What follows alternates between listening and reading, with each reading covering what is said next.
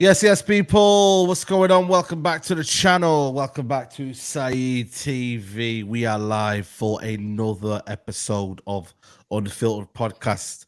Sorry, we are late. We're just chilling backstage, to be honest with you, just talking, man.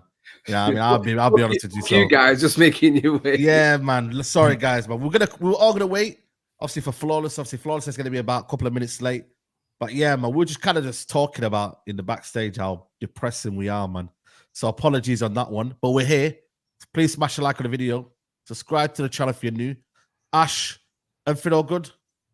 Yeah, I mean, personal life all good. Weather's nice, life's treating us well. But generally, I mean, United, it's depressing, isn't it? We've come away there, won 2-0, and but the end of the season, the worst ever season in Premier League history, and it's how do you end up feeling happy or kind of take any joy from the season after seeing City lift 4 titles in a row and us potentially continue with Ten Hag? And nothing to be excited about. It's just you're just trying to drag my main life down. Do you know what I mean? United just kind of suck the joy out of life. I'm trying to ignore and not focus on it too much and just hope for the new season and a new manager and new structure and stuff. So we'll see. But as always, Saeed, thanks for having us and the boys in the chat, and Double A and Flawless will be coming on soon. So yeah, all good, excited to be here chatting and chilling and kind of dissecting our feelings of what's happened this season. Because like I was saying, it's been a tough season for us. Been a tough season, and it's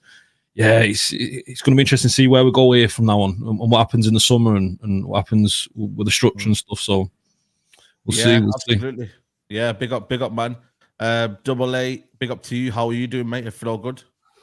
Yeah, bro. Big up to you all. Obviously, thank you for having me on. It's a pleasure to be here every single Sunday. Best end/start to your week. Showing up for the final time in the Premier League anyway with the boys. Big up to Twin Ash. Big up to the king that is Saeed. And my hype man Flawless, as always. Man, I'm good. I was talking backstage. Played my first game of 11 aside in God knows how many years. So I'm feeling the effects of that a little bit. I had to come home and jump in a recovery pod straight away yesterday and dunk myself in some cold water. I was doing the old Roberto Carlos tricks playing left back, but no, it was good, man. It was good day out. But mate, that's like Ash is saying, in terms of a football fan, how do I feel? We'll get onto it, but I just feel like it feels like a waste of a whole season, and I think I'm more upset than angry because it's looking back, and we were talking in the summer and August start of the season that we were so excited for this season to see how we could progress under this manager and with this team after albeit you can say slight success. It was success going off the back of 21-22, but I just watching United games was sort of just not giving a shit. It's horrible. And I'm on my laptop on my phone. I'm watching Arsenal and City go for the league. I'm like, what has my life become? That's what I'm having to do for Manchester United. Like our games mean fuck all. Them two pricks are going for the league. Do you know what I mean? It's depressing. But we'll chop all this up because rightly we have to say a lot of things that are true. And I'll speak about it in a bit. There's too many people lowering the standards of Manchester United, and that's probably worse than what Ten Hag does, to be honest, because they're all at it and they're all eating out the same fucking toilet. A lot of them. Wind me up. No, 100%. It's just the way you put it. But now you spawn. Yeah. Flawless, how you doing, bro? I'm blessed. You doing? Life good? Yeah, man. All blessed. Apologies on the lateness to you three and everyone in the chat as well. But yeah, man, man's all good. Man's all blessed. I just legit forgot to message you and I was setting up. But yeah. Minus what happened today, all well and good. And even though we knew it was on the horizon, it still hurts. You know what I'm saying? Seeing City 4P. I had accepted a long time ago that they was gonna 4P and there was nothing we could do. There was the only benefit that it was Arsenal who were gonna lose to. That misery loves company. Like legit, that's what it is. And Double A has made this point in the past few weeks now about people lowering the standards. Our local team, the team next to us in the same city have just 4P'd, and you got people defending us finishing 8th. You got people defending us with our lowest ever Premier League finish ever. And it's not like we finished 8th and the teams around us were brilliant. And you go, oh, it was a record high points total for 8th. And Spurs were fantastic, and Chelsea were fantastic, and Newcastle were fantastic, and Villa were fantastic. Yeah, Villa had a good season, but they had their ups and downs in terms of results. Spurs started off flying and fell away. Chelsea were rubbish for more than 2/3 of the season, and Newcastle, I think I've not checked their record, but I swear they conceded like a record amount of goals for finishing in that position. I don't know how many. They also scored a lot as well, which they were the helped them. 4-5 scorers, but I know they conceded a lot as well. So did Tottenham. Yeah, like we finished 8th, and it was a deserved 8th place finish. We can't even sit here and go, you know what? Maybe we should have finished higher. You know what? There's more of an argument for the fact we should have finished lower. Flawless. Someone Glasner didn't start where he started. I think Crystal Palace would have finished above us. Glasner, bro, he's picked up. If West Ham weren't playing City and Moyes wasn't leaving, we may have finished 9th. We could have been closer tonight. Like, I'm checking the shoulder, and like I said, I'm running jokes and running banter by it, but that is where we are, and it's a deserved 8th place finish. We can't complain and say, oh, we should have finished higher. You can't do and I don't do, this ain't Marvel, I don't do the what if. And we all see that on the horizon as well in regards to, hey, you know what? This could be our worst ever league finish, right? This could be our worst ever points total. We could finish without Europe. This is not a shock. Us four, I even opened up the conversation. I know it's not a shock to none of us four, how the season's ended.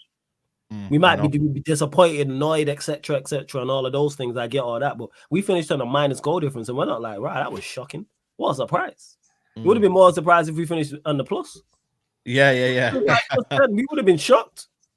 We were like, right, we finished plus 10. Like, so, yeah. I can't believe Chelsea finished above us.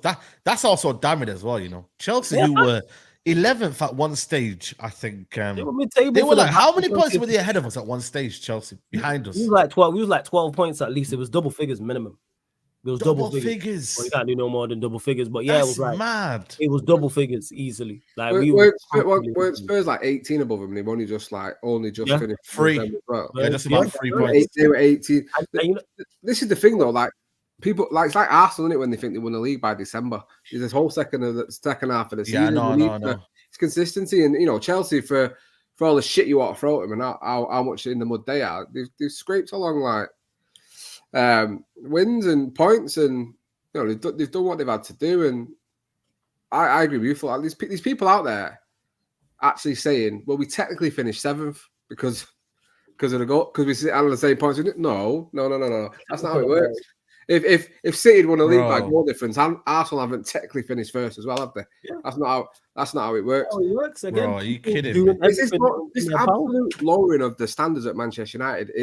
It's a disease that festers every single season. Like, there's people out there actually saying, "Oh, I'm so happy we won today because it means he can't finish on the worst ever points total that we've ever had."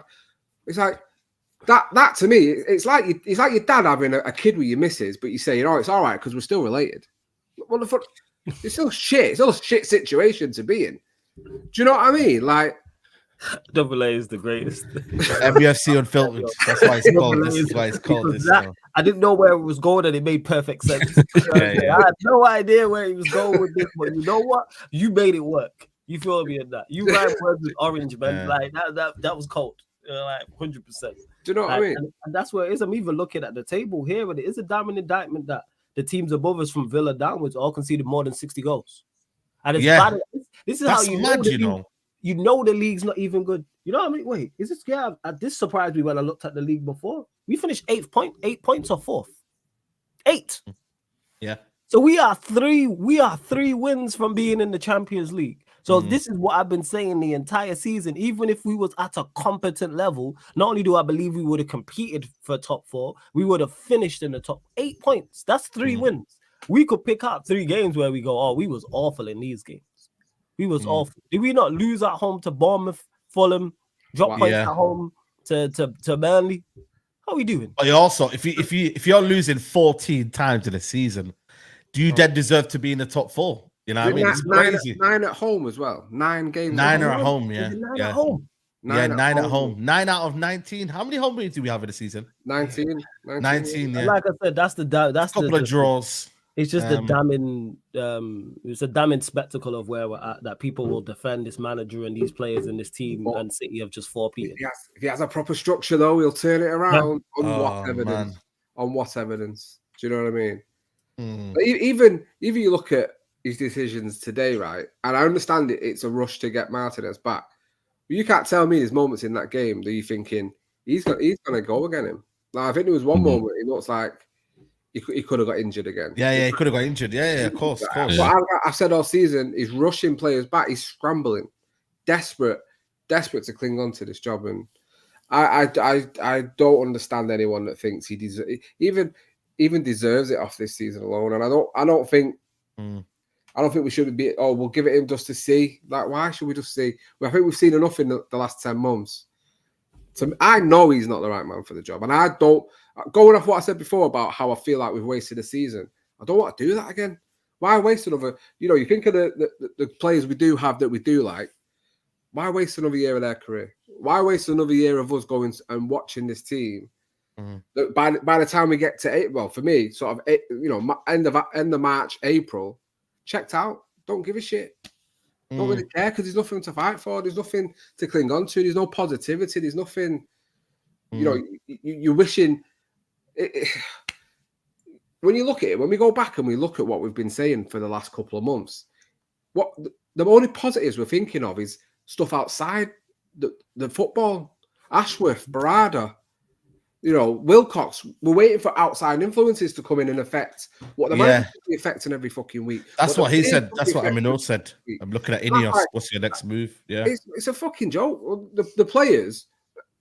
I mean, even most of them today look shit, and you think all of you today should be fighting, playing you out your ass for a cup final spot. Every single one of you should have been 8s across the board today, because you're playing City. You need to be getting up for it. It's a place we don't play well anyway, against a team that we do struggle against, home and away. You should have been playing out your skin, and the fact we weren't 3-0 down at half time is again indicative of this season, and also very, very lucky. And a 2-0 win, and you think, oh, all right, yeah, fair enough. But it means a fall, man. It means a fall, man. Like, let's be honest, man. This 2-0 win, there's no point even talking about it. Like, what does it actually mean? Like, when you look at it, like, we're 8th still, and Man City have won a 4. That's why I didn't even watch the game fully. Like, I only seen highlights. I didn't watch the game in full. I had Fam Brown, cousins and that, sister and the niece and things. Yeah, of course. Like, I was like, what? Why am I like going to for what reason? Like, it makes no difference. All right, we won the game. I seen Varane came off the bench. Martinez played like AA mentioned, but it don't really make a difference. Like, I've been checked out of this season so long. I've been so emotionally detached from this team since literally all year. Literally the entire calendar year. Like, this is the Wolves game. Literally, like the Wolves game was alarming, and then it hit like October, November, and then there was the 2 Palace games. Actually, that's when I really was like, all right, cool, because we played well in the game in the League Cup, and they switched the team around, and then we lost to them. And I was like, all right, you're taking liberties now. He's taking the piss at this point. You know what's mad? Big up Masood, man. I know you've been on the channel for a while, Masood, so I'm quite surprised about this comment. He says, imagine being happy finishing 8th, because I'm not trying to play in the Champions League, Conference League. Life of a modern Man United fan. Pep hinted he might leave 2025. You know what it is? And this is big up to Masood as well, because I can't lie to you, This is what I don't get. Like, it's so bad finishing 8th. You know how mad this is? Like, finishing 8th is ridiculous. You cannot say to yourself, yo, we avoided Conference League. I don't care how bad it looks. And we won't play Conference League and whatnot, but still finishing 8th is, bro, it's shocking, man. I know I bring these clubs up a lot, Real Madrid and Barcelona, and I do that because you can call me a legacy fan or anything else, but I always believe that we should have the same standards as clubs in that. Of course. Absolutely. Echelons of football, the elite. And even if you don't think we are there, we should aspire to. I know it's a horrible thing because it reminds me of Moyes. We should aspire to be exactly like them in everything we do on and off the pitch. Can you imagine? It'll never happen. And I'd love for someone to be able to find it. Real Madrid's worst ever finish in the Liga in the last 20 years. I'd love to, because I bet it's no lower than third. But even if they finished third, imagine they finished eighth. The changes that would be made, squad, manager, the club wide, the changes they would make. Oh, the fans would burn the place to the ground. They would know that can never happen again. They'd literally riot double A.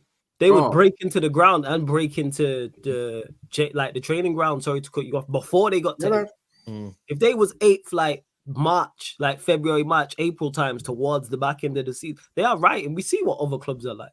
Didn't Ajax do that this season? Ajax rushed in the stadium.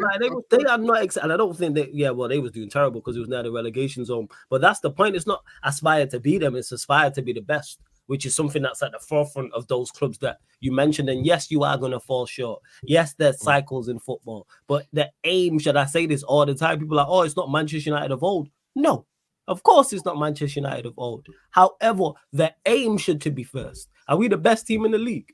No. Are we the second best team in the league? No, but the aim should be to be the best team in the league. We should go and sign players to be so. We should go and sign a manager to. The entire preparation of the club from top to bottom should be to try and be the absolute best, not just in the Premier League, in Europe. Should. And big up Lewis and Shah Poch, man. Yeah, big up Lewis. Yeah. Just say that. Big up to Chris Mann, who said in the 1947-48 season, Madrid finished 11th, which remains, as of 2023, the club's lowest final position. I think 30 years after that, we got relegated. So we have finished lower than that. But someone said, I think that the lowest is, in the last 20 years, they finished third twice, right? I think, how many times have we finished third or above in the last 20 years? Well, 20 years is probably quite high, because obviously we think of Fergie and that. But even the last 10 years, we've finished outside the top four more often. I think we finished inside it. Especially finished below third. I mean, it's again, I don't want to feel like I'm, we set the piss out of Liverpool fans for it being history and all that. And it's not even about history. It's not about, we've won this, we've won that. It's just I want my club to act like they give a shit and they act like they want to be the best. And, it's okay INEOS saying it, but, bro, louder than words. Do you know what I'm saying? People think next season is going to be an easy season, like, regardless of whose manager's in here. Like, bro, like, this is why INEOS have got to be act quickly this summer, man. Sack this manager as soon as they can. Bring a new manager in so he can get his players in as well. But also get rid of 80% of this squad, man. You know what I mean? Because it ain't fit for purpose. I don't want to be hearing next season, oh, but this player is not good enough. He's a squad player. Like, I don't want to be hearing that. Next season, I want the Deadwood to go by any means necessary. If you need to make a loss, make a loss. By the way, INEOS are not really technically making a loss because they haven't bought that ex-player or whatnot. So you, man, can be like, yo, I'm getting rid of this player. Cool. I don't care. We're here to just wipe everything out. Same box, though, Saeed. It's the same box with the same debt. It's still the same, man. That's the problem when you have someone with a partial buy-in, when all we ever wanted was full sale only because the debt is still lingering. And these players that are shit are still listed against that debt. Nothing's changed in terms of that. We have got no money, and that's because we did this summer. You don't think Man United will have the luxury of spending this summer? I think. Do you think the rumors are already out? It's 100 to 150 million, and then anything else we make on sales. So it's dependent on us shifting the deadwood. How likely are we to do that? Because you think we've let our best defender go, rightly or wrongly. Yeah. Looks like, for me, the man of the match today, Casemiro, looks like he's probably going to get kicked out as well. I think he had a brilliant game today. Yeah, he was quality today. And Maguire's going to stay. McTominay is going to stay. Rashford is going to stay. Straight away, there's 3 players there who I don't think are good enough to play for Manchester United anymore. So in a summer where we need to get rid of the shit, there's 3 players staying. Do you know what I mean? And it's all right getting rid of Eriksen and that. But it's who you bring in. No. We're linked to free transfers. Top players, man. Top players we need. Rabiot, which are good players. Nah, but are they going to get? Are they coming in to take the first team, or are they just going to come and sit on the bench? Rabiot, man. What are we doing, man? Is this 2022, man? Yeah. Remember that last year, though. Last year it was the same. It was United don't have money to spend. I remember that because he was saying it's only 100 M's, so only 150 million. I think United traditionally spend when they have Europa League anyway. No, yeah, actually, the this money is versus without nothing. Put it this way: we have enough capital and spend, and we'll have enough to spend to improve.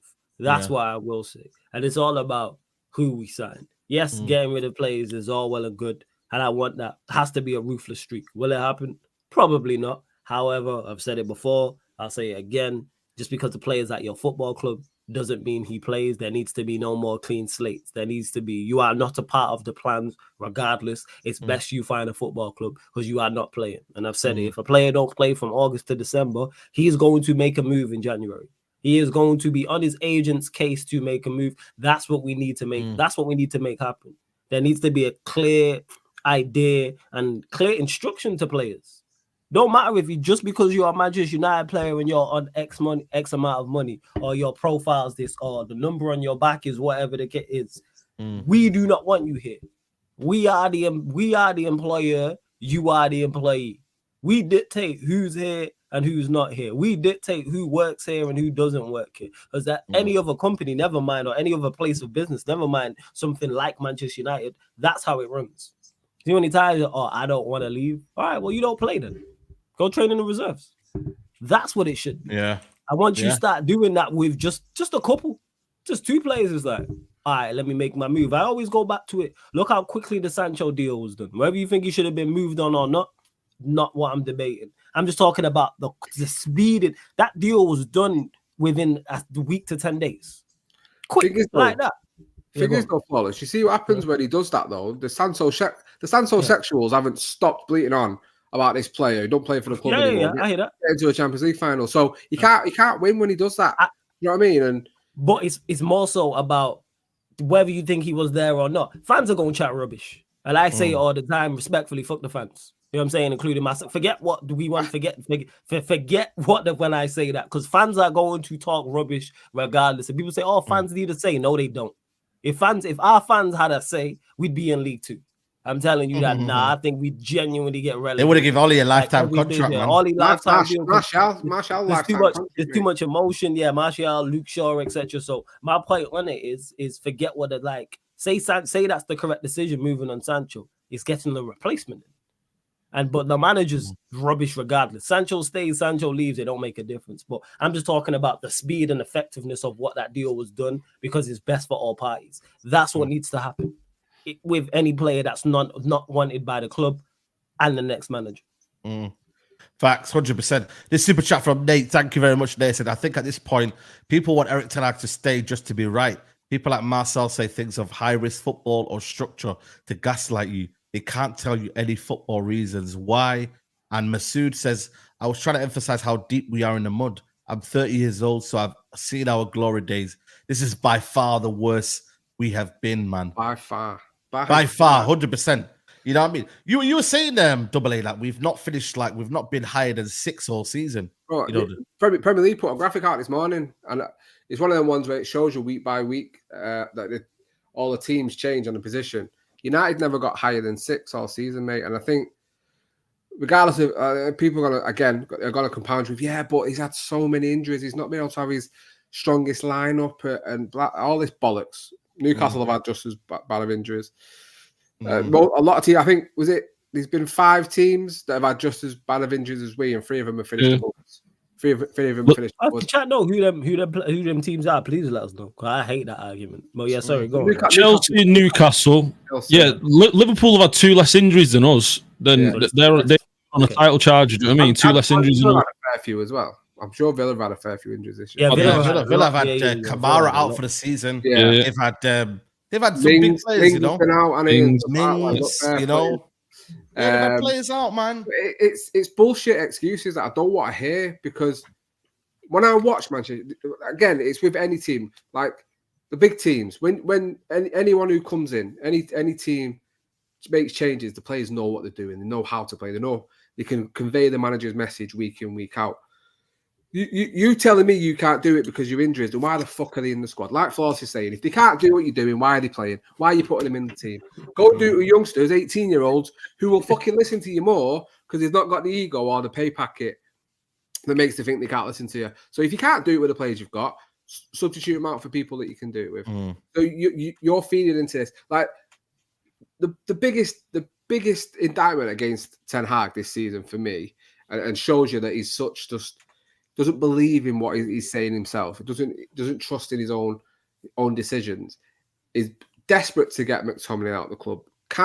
Doesn't play him until Brentford. Soon as he scores them 2 goals, can't get out the fucking team. Even now, people are shitting themselves thinking that he's going to start in the FA Cup final because he's played 2 games back to back as this weird false 9 thing with Bruno. When really you look at it, he's just resting Rasmus in it, and Rasmus has come on and scored 2 goals. So Rasmus goes into a bit of form, fresh for a full game. But it just goes to show you, with this manager, people think he could very well start McTominay over Rasmus, or he could start over a Manu or anything like that, because he's got a track record of just going for people that have done well for him in a couple of games, when over the season they've been invariably shit. Look at McTominay today, and I've said it all season, if he doesn't score, he does fuck all. He doesn't offer anything.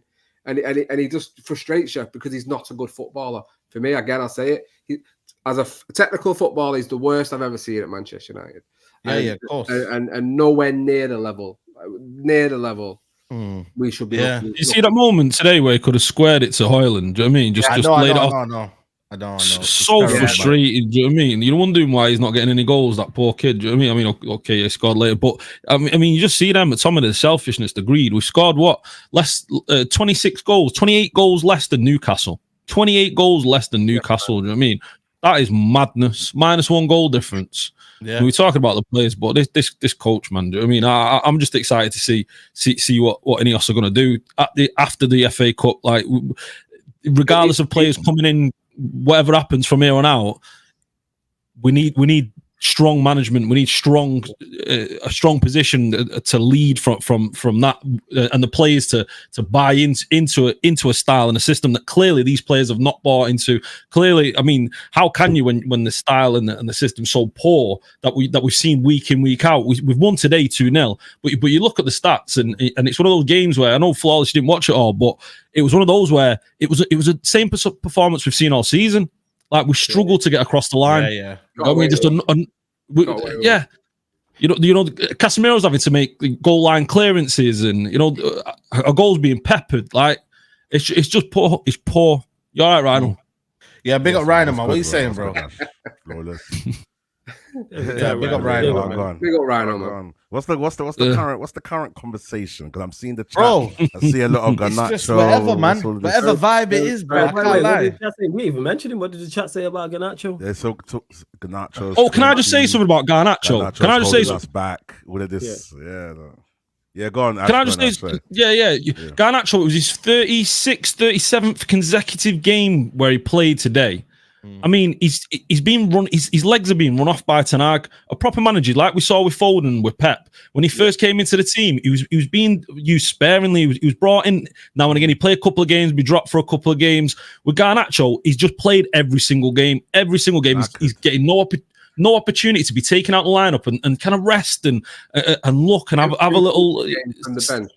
Do you know? Yeah, do you mean? Yeah. Like against Fulham last year, he come on and he scored that winner, didn't he? Because he influenced it from the bench. He's not being allowed to do that. Mate, sorry to cut in, but no. You're absolutely right. And there's mate, Foden's a perfect example, because I remember when Pep wasn't playing him, and City fans were worried he was going to leave. And I retweeted it. There's a Neil Custis. I know he's a dick, but there's a Neil Custis tweet from 2018. I think after he signed an extension.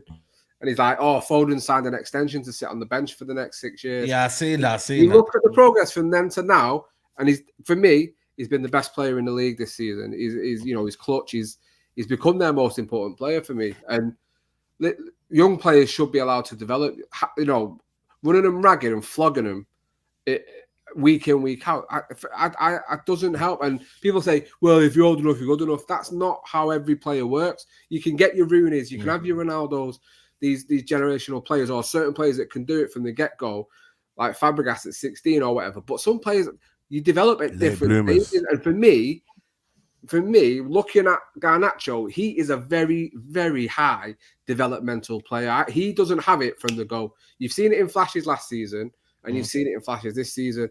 But more often than not, he probably will have a shit game. He probably will have a bit, and you can tell. But look at him, even looking at him today. The one thing he needs coaching the most, his decision making is poor. Like, it's really bad. There's 2 or 3 occasions today.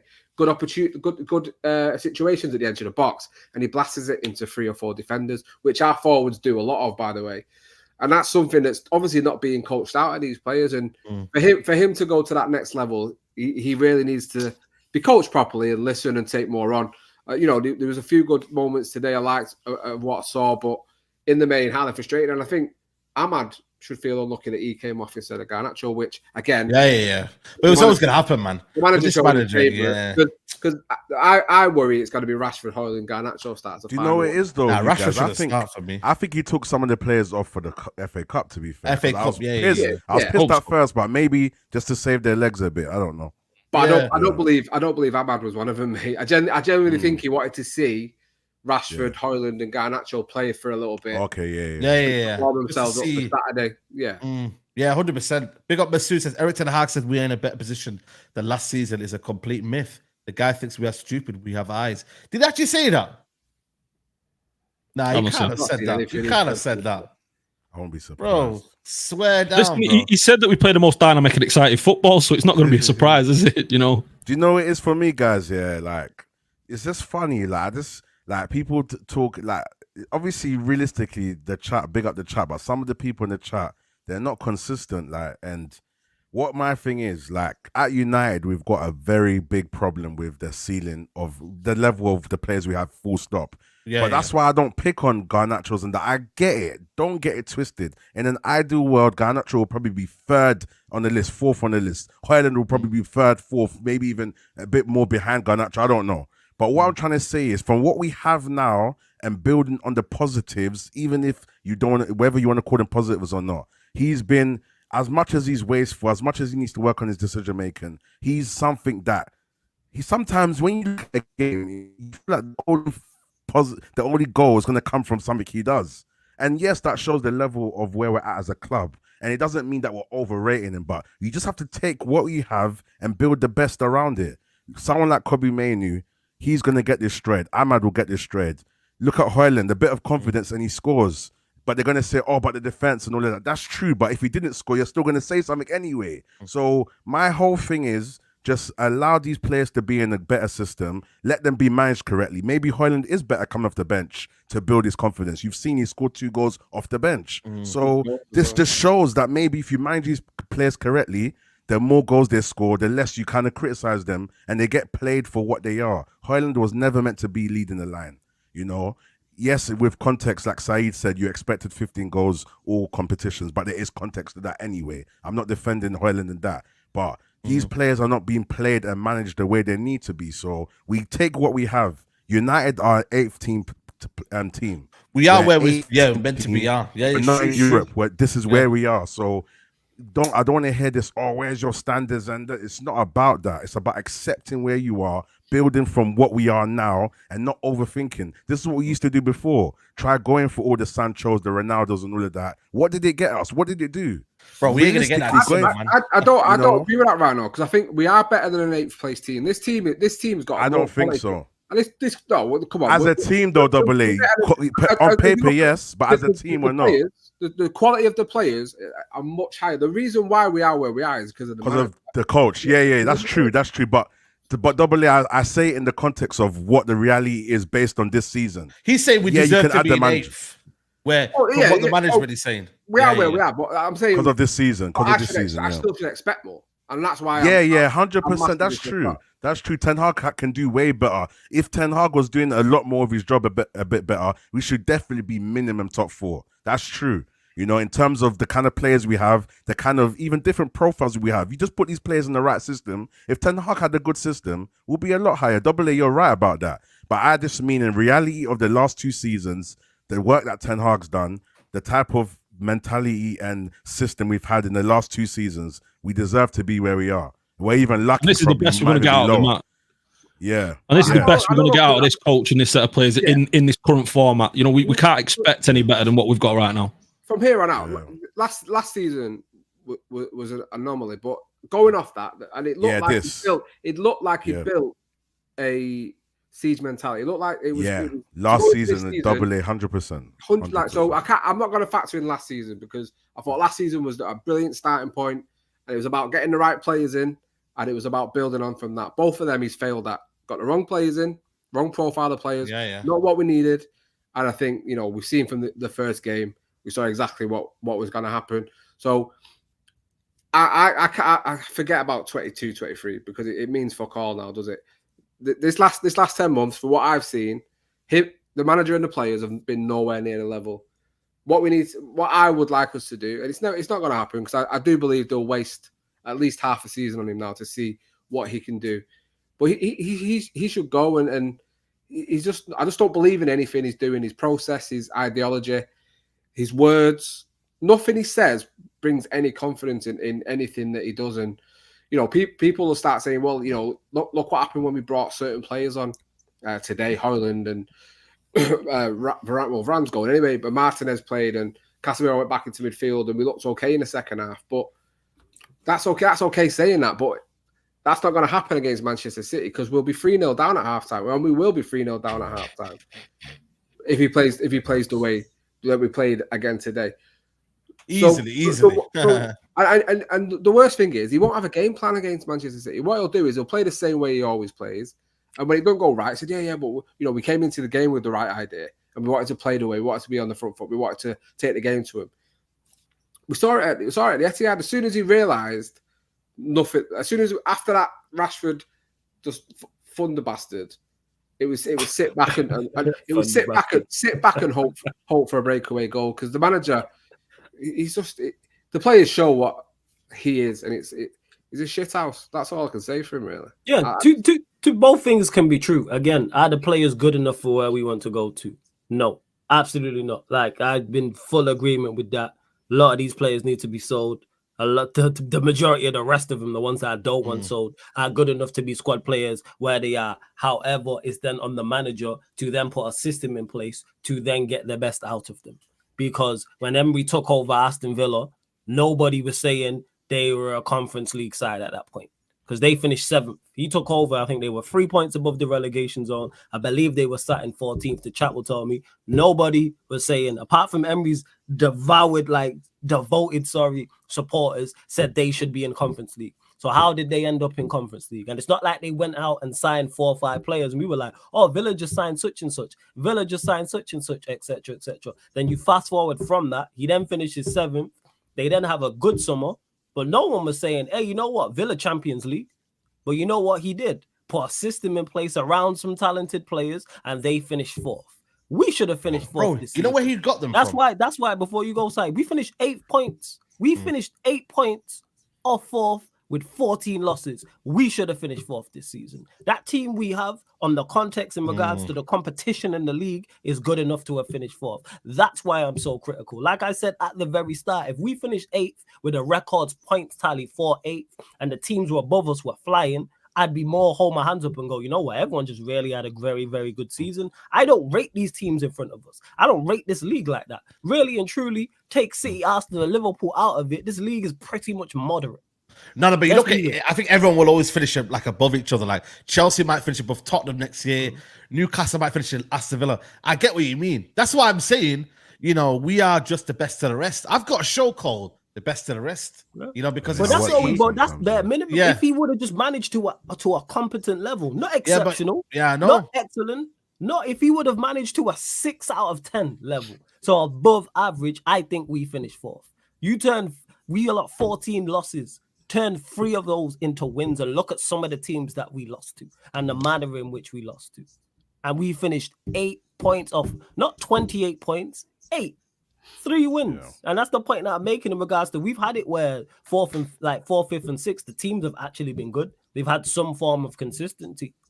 Like they've been quality, and you go, oh, they're good. Like I said, a Villa win, Villa and Spurs finishing 4th and 5th is a surprise. Nobody had Villa 4th. Nobody had Villa competing for 4th. Let's not forget, Ange was new going into Spurs, and they lost Harry Kane. And they finished 8th last season. The whole conversation around Spurs was, where are they go finish without him and his goals, etc., etc. They'll be in the relegation zone. They're going to be in the bottom half. So how have they finished 5th and scored more goals without Harry Kane?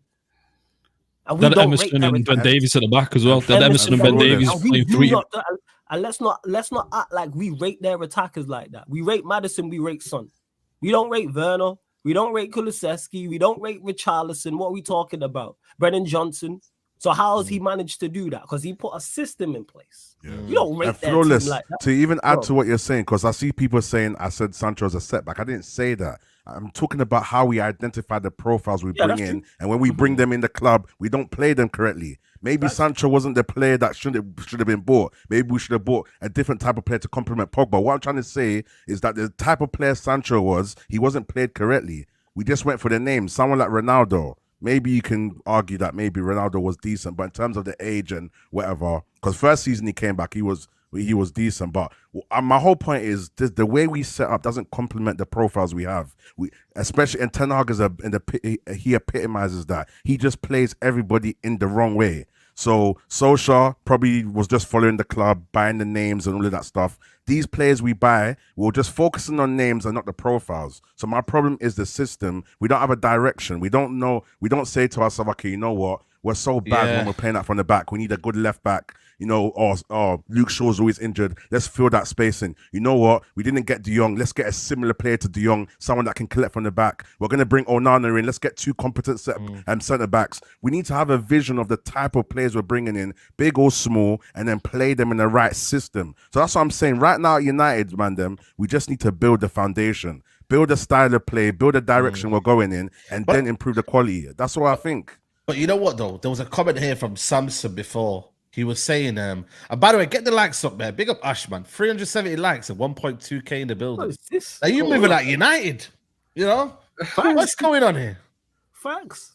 Yeah. Please, guys. Please, thumbs up button. Sorry, get them likes up, people, man. But Samson was saying here, you know, when you talk about foundations and whatnot, like, they were saying, like, you know, if we finish 8th, we might get play football with 1 game a week. Yeah, under the right coach, man. I actually don't think there's a guarantee that United, you know, if Ten Hag's still available, that we'll be better for it. Like we won't be. We played out the season out of Europe, and we've been into shit. Yeah, exactly. We went out. When did we go out? In November or whenever the Champions League ends? Yeah. And I see that you could argue we got December. We got worse. Like so, this whole thing of 1 game a week is a myth. But Rhino's spot on when he talks about. Bringing in players with an idea. That's why I've been saying for the longest, profiles over names. That's what it needs to be. Don't just because he mentioned Sancho, he mentioned Ronaldo. Whether you rate them players or not is not what I'm talking about. It's bringing them in with an idea. We signed Sancho and there was no idea how to use him after chasing him for 2 summers. Because he got here, we played him right wing, and then after a couple games, he then played left wing. So you can clearly see there was no idea. If you sign a player with an idea, you play him his role for the first 10 games, whatever the case may be. If he's all right, we're signing you to play right wing. He plays right wing. You don't switch up. Then if it doesn't work out over a long period of time, you then change it. We've seen Klopp do that with Nunes. As much as people don't rate Nunes, all right, you playing as a striker is not working. We've seen this for an extended period of time. Let's try you out wide. Like, that's what it should be. But this ties into platform. This ties into a system. 2024, it's a system-based game. It's not difficult to pick a system and implement it. It's really not difficult whatsoever. And I get a coach who then fits said style and then profiles. Now, having high success with those teams, with what I've just mentioned is tough. But is it tough to implement? No. Because we mentioned Villa, I mentioned Spurs. We watch what they did. They identify players for our roles, and they've had success this season and finished much higher than general consensus. I'll state this again. Nobody had Villa getting Champions League. No one had Spurs doing better without Harry Kane and scoring more goals and finishing 3 places above what they did. Because they did these things. Yes, or people say, well, other teams fell off. You take advantage of that when other teams are not good. That's lazy. All right, you lot are shit, so we'll be shit then. No, take advantage if they're not good. Yeah. I just say, Sancho's a funny one because obviously he crosses 2 managers, but then you say it's not profiled correctly by the club, or you know, we don't have that like Man City profile the right players. Yeah. There's even examples of it with Ten Hag alone, because you think, and this is why I don't trust in anything that he says. He's just a liar, and I just don't believe in his vision or anything. So we chased De Jong all summer, right? Don't even get close to signing him. Then we look to get Rabiot in, and then we fuck that up, and then we go and get Casemiro. His second season, he doesn't go for De Jong again. Clearly, a player that he must have been desperate for. Why we didn't even get linked to him, or there may have been some sort of very weak links at the end of the season, but nothing materialized. Then he goes and spends a load of money on Mason Mount, right? And then all I ever heard about Mason Mount was, yeah, but he wanted him at Ajax. He's wanted him twice, so he's clearly got a plan for him. I didn't see any plan for Mason Mount at all, other than playing him in a position that he clearly can't play for me. He's not an 8, and playing these two advanced 8/10s and him and Bruno, or leaving Casemiro. For me, that's the reason why Casemiro's I'm not saying that's the reason why it's been shit, but that's the reason why he's got the high amount of criticism, because he's been left exposed all season and showing his deficiencies in his game, which has led him to have poor games. But then you even look at that interview with Gary Neville. He's talking about De Jong again. So he's like, why the fuck did you not go for him then in the summer? If he was that important to you, don't talk about him now. Why was you not trying to get him again? Why have you gone for Mason Mount? And whether that, again, if that's a club decision to go and get Mason Mount because he's English and, you know, it's seen as this player that they have to get, I don't know. But he doesn't identify. There's nothing. He's not a player that we needed, Mason Mount. I'll say it to the cows come home. He's not a midfielder we've needed. He's not got injured and thought, oh, we could do a Mason Mount right now, could we? We could really do a Mason Mount type player here, because we're fucking stats with him. We've even had to move a shit number 6 who can't play number 8 to number 10, and also a false 9 in McTominay. So he's like, what the fuck are we doing? Where are all these players meant to play? Why are we not identifying? And this is why I get frustrated with people slagging off young players, because there's another young player getting flogged again in Mainu. And people are slagging him off now. Like, oh, he's not even that good. When he played against Palace, and Wharton should be in the England squad ahead of him. It's like, well, no, because he's had a fucking fantastic season when he's come back from injury. The problem is, again, like Garnacho, like other young players, he's playing far too many minutes for what he should be doing at 18 years old, 19 years old. But he has to, because in a squad that's cost hundreds of millions, we don't have another player like him. We don't have another player that plays like him. And again, it's down to obviously the higher ups, the directors and the CEO or whoever, but the manager is the worst for it, and the manager keeps on doing it time after time. And for me, again, it's another reason why I don't trust anything that he does. And I'm hoping that if he is to stay, which I believe he probably will, regardless of the FA Cup result, I truly believe that the people that are being brought in to rectify it really rein him in and tell him, no, these are the players we're going for. If you don't want them, these are the ones. We don't want him, go for him.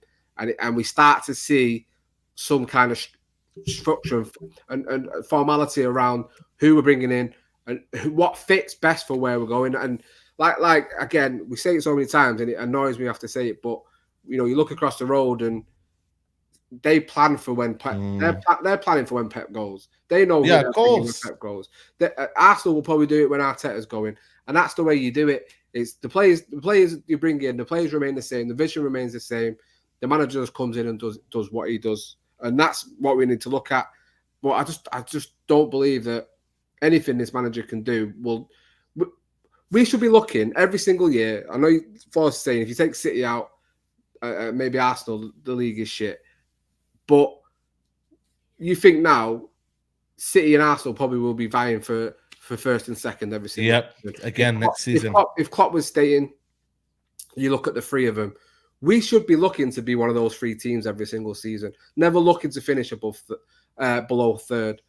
Yeah, he won't. I'm with you on that. He can't be that manager. He cannot be that manager for me. There's no way he can vie and go toe to toe with Pep and Arteta every season, because they've got the beating of him. They know how to beat. But you have to play well, though. You see with Man City and Arsenal, right? They have swagger throughout. Now, it might not be great at the start of the season, but most of the time they play with conviction, and you know what their style of play is. It's sustainable. Their wins are sustainable, and then the rest of them, you find obviously Jurgen Klopp was kind of almost like maybe he got too emotional. We kind of ended it, and whatnot, and it kind of like came crashing in April. But majority of the season, he was consistent. Everyone else, Aston Villa, Tottenham, Chelsea, United, and obviously us, It was at Newcastle. It was basically the person who could be the least inconsistent. Who can be the least inconsistent? Who can be the least? And listen, Aston Villa, credit to them. But they were the least inconsistent out of them and Tottenham. Same with Tottenham, just above Chelsea. Because Chelsea ended up throwing points against Sheffield United and some other team in 1 week. I think they dropped to... They were just crazy. United has been like that throughout the whole season. And then Newcastle had a bit of a fall-off when they had loads of injuries, a mad amount of injuries. They had a fall-off. After the Champions League run, I think it might have been. And then boom. So end of the day, right, it's always about who can be the least inconsistent. And that's what it is, man. And unfortunately, man, like I said to you, right now, Man United should be the ones challenging third and then going. This next season should have been really challenging, not for the league, but aiming to kind of be like, yo, we're here, man. We're here. You know, I said this season we have to play better football. So when you go for next season, what is it? Is it play better football or is it the target to be fourth again? All of the above. And that's another thing that, like, when we have these conversations, and not you say, but people have that all like it's one or the other. And I say all the time, it's both. That when people say, oh, it's pace and power, or it's technical players, how about both? Oh, those players are tough to find. Yes, but they are out there. So go and locate them because, you know, it's kind of word to Roy Keane. It's your job to do. As the recruitment team, as the scouting department, you have all of the best resources. You have all of the money available to go and do these things. And again, what we're asking for is not difficult. Because what we're saying is, hey, you know what? Have a clear style, play better football, get better results. And we'll see where we fall. If we did that this season, like I said, we would have finished fourth. We're talking a whole different thing. The manager, it was there. Fourth Champions League was there for the manager. The position even if the football being bad, if he would have just managed to a competent level, he could have a leg to stand on simply by the league position. And you messed that up badly to the point where we finished 8th. And there is no real defense. There's no football in defense of this manager, I should say. All it is all feelings. It's all feelings and what ifs. And all right, let me attack whoever you want next. Oh, well, there's no manager out there. This manager's not good enough. This manager's not good enough. This manager's over the hill. This manager's inexperienced. We carry on doing this. It's like, no, we can continue to sack managers, like we said. It's really not tough. INEOS is it easy? Because the bar's so on the floor, INEOS have an easy job, like in this first season to what to do. Kind of like Ten Hag last season, because the bar was so low. You had it. Just get us believing in the team again. That's what I liked about last season. I actually liked the team. There was actually belief going into games where I'm like, oh, we could actually win games. Like, even though the football wasn't the best, there was that defensive rigidness. There was some toughness. There was some grit to the team. And that completely disappeared for whatever. Well, there's various reasons as to why it disappeared this season. And just the results being back. Because we had bad results his first season, but this season just feels like worse and it's dragged. I'm so happy it's over.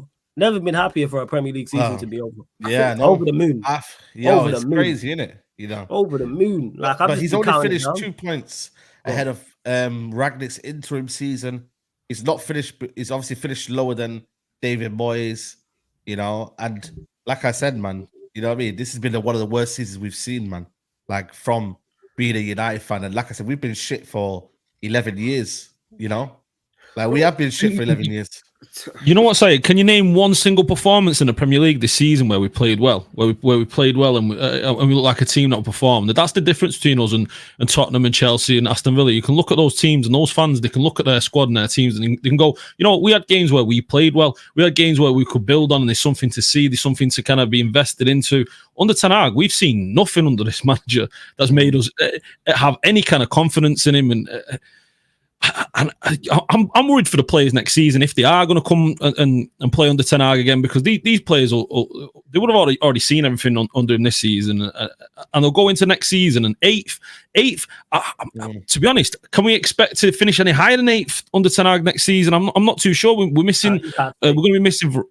Say again, sorry, Flores. I said you can't stay, man. Sorry to cut you off. Do you know what I mean? It's madness, isn't it? It's madness. The idea that you know, fans want him to stay 8th, and he's building in. And like I've said many times before, I've yet to see what this man does well. What does he do good? I'm waiting. I've been waiting for a long time, all season. I just want someone to tell me what is his thing. What is his thing that he does well? Is it player management? Has he got charisma? Is it his tactics? You saw under Ollie could go with a back three. He could switch up, play with a diamond in the middle. Do you know what I mean? Go with 2 strikes. He could do different things to get a win and get over the line. This manager, like Flawless was saying, there's been plenty of times throughout the season where all we needed to do is just get over the line, just beat teams, and we'd be in a decent position. We're getting smashed by Bournemouth, smashed by Crystal Palace. Do you know what I mean? Fulham are playing us off the park at Old Trafford. Do you know what I mean?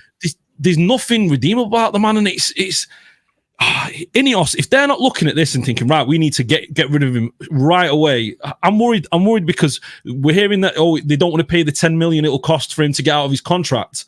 I mean, it's worth 10 million to get him out and get another manager, because how much has he cost us this season already from missing out on Europe, missing out, on the knockout stages in the Champions League? How much are we losing from Adidas from not being in Europe now into next season? Yeah. I mean, we're losing big money, and he's costing us big money. So INEOS needs to be acting swift. They need to get things done. Do you know what I mean? And I don't want to be waiting 2-3 weeks after the FA Cup, waiting for news and hearing that the manager, might be staying still. It's worrying. It's worrying going forward. And I don't know, man. It's just one of those. We're coming off the back of a worst season we've had in the Premier League, and I just don't feel hopeful going forward. I'm worried. I'm worried with INEOS, the inactivity that they've had.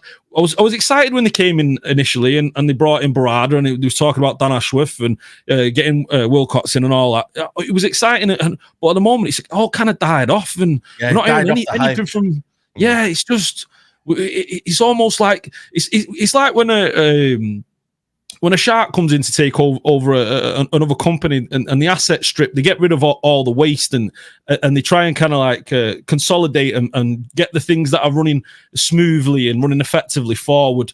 And that's like the main goal. It's like they came in, they did that initially, and afterwards there's been no talk about players leaving, player acquisitions, managers, nothing. I think, though, I hear you, but I think maybe we might be moving different now.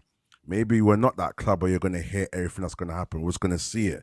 I'm hoping that part of that is definitely hope, I hope so too. They've definitely got a lot to prove to us. But the way people like Barada came in and it came out of nowhere, hopefully maybe that's what's happening. We're going to start moving more in silence. But definitely, man, there's a lot to fix. So we definitely want to see more activities still. I know what you mean. What do you think, Rhino? They should have been doing, got on Ten Hag much earlier than this, leaving him this late. I mean, we saw early on in the season, after being the worst team in British history in the Champions League. Do you know what I mean? At that point they've got to look at it and think, we had a chance, albeit this team from isn't January the best. Times, isn't it? Yeah, we had a chance at getting, like Flawless was saying there, that these teams have stumbled into these positions. Do you know what I mean? What else we needed was a little bit of a manager boost, a little bit of competency, and we could have been in the Champions League spots. We could have been in Europa League, and instead we've floundered and just kind of allowed the season to fizzle out, and they've allowed the season to fizzle out. And maybe they want to see what's really good. Let's see how bad this club really is. Let's assess them. That's why. Let's sorry. Go on. Yeah, let's see how bad this team really is. Let's not make rash decisions. We're just going to monitor everything, because apparently, what's his name was shadowing Ten Hag as well. Wilcox has been shadowing him and taking. They were talking apparently a lot. Not happy with certain things. Yeah. There was some suggestion apparently that they were saying that Wilcox and Brailsford were talking a lot during the game. That could be about anything, though, couldn't it? That could be about. Yeah, what was you saying for all this? I'm just saying in regards to what was I even going to say? Because you man was making. I think I was talking about. I was saying that basically maybe they're just letting it play out. That was it. That's why I'm not being super critical, even though I think they could have changed it and salvaged this season. Maybe they looked at it and went, "There's so much more to do. We don't want to rock the boat. We then don't want to go get interim and then add potentially more uncertainty." So that's why I'm not being super critical of them not going to get an interim, even though I would have preferred them to go and get an interim, because I believe that would have been a fantastic statement of intent. This is not good enough, and it's not good enough to the point we ain't even giving you a fair chance. We ain't not a fair chance. We're not even giving you a chance to turn it around. Like, our books are so messed up as a business. Our profits are down. You know what I'm saying? Customers being here is down. Like, everything is down. Like, Ash said and continuously said what is good. So it would have been, but the reason why I'm not being super critical, because everything I've just mentioned there can get sorted out this summer. And now we're almost here. The season's done. Just the FA Cup final. INEOS, you on the clock. I've been saying this. You on the clock. And if by the day after, whether we win the FA Cup final or not, if the day after or the day after that Monday he's not gone, hey, that's strike one. If I don't say if by Monday, if he is not gone, that is strike one. I'll give him a day if we win the competition. You know what I'm saying? That's it. But if he's not gone by Monday, why is he still here? That's strike one to me by INEOS. Because you might have delaying, like there's nothing to delay at that point. There's nothing you need him for at that point. There's no games being played. A manager shouldn't be dictating who we should approach and what style we're trying to play, because that's something you lot should have already identified regardless. And the manager just comes on board with that and goes, well, yeah, this is the type of player I want because this is the type of players, the type of football I play. Really simple. This is not difficult. Bear in mind, nothing I've mentioned there while I've been talking is about winning. I've not mentioned going to compete for the basic fundamentals. Basics. That's legit. Hey, you know what? You lot are taking over 25% of Manchester United. Please just implement the basics.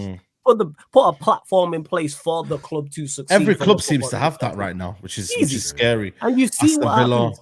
There's a reason Villa, I keep going back to it. There's a reason Villa finished fourth. All they did was, hey, you know what? We're going to implement the system and get a manager and I rate him, but he's not Premier League, Champions League winner, but he's a very good manager. He'll win you a Europa League, as we've seen. And look, they finished 7th and they finished 4th. Probably finish 6th or 7th next season, which is good for them. May get out of the Champions League group, depending on the group. If they go into the Europa, because of the manager they have, they'll invest. They're probably one of the favorites for that competition, and they'll probably have a good season. Why is that? So again, basically, INEOS, you on the clock. It's that FA Cup final afterwards is going to be very interesting. Because if he's still in charge Monday, Tuesday, I'm asking why. Why? Not even. I was going to say even Van Gaal was sacked after he won it. Don't wait till Monday. Don't give him a day. Do it after full time whistle. Give him his medal and his P45 at the same time. Thank you. Same time. Get it done. I think that would be something. Yeah. Like, I think it doesn't even have to be about Ten Hag. As soon as the final's done, I want to start hearing the plans. Or we need to start hearing what's happening for the season. Seeing the movement. I think, how important, because we need to go from the get-go, because you think there's the Euros, which is going to delay things. So Copa America as well. We really need to start hearing things that are happening now. Ingoings, outgoings, if the manager's going to be around, what is happening. I truly believe, sadly, I think he will get next season, and that's why I'm worried, because it's just can't be surely, man. You'd say that, I hear you, Double A. I'm not convinced. I'm not 100% convinced they sack him.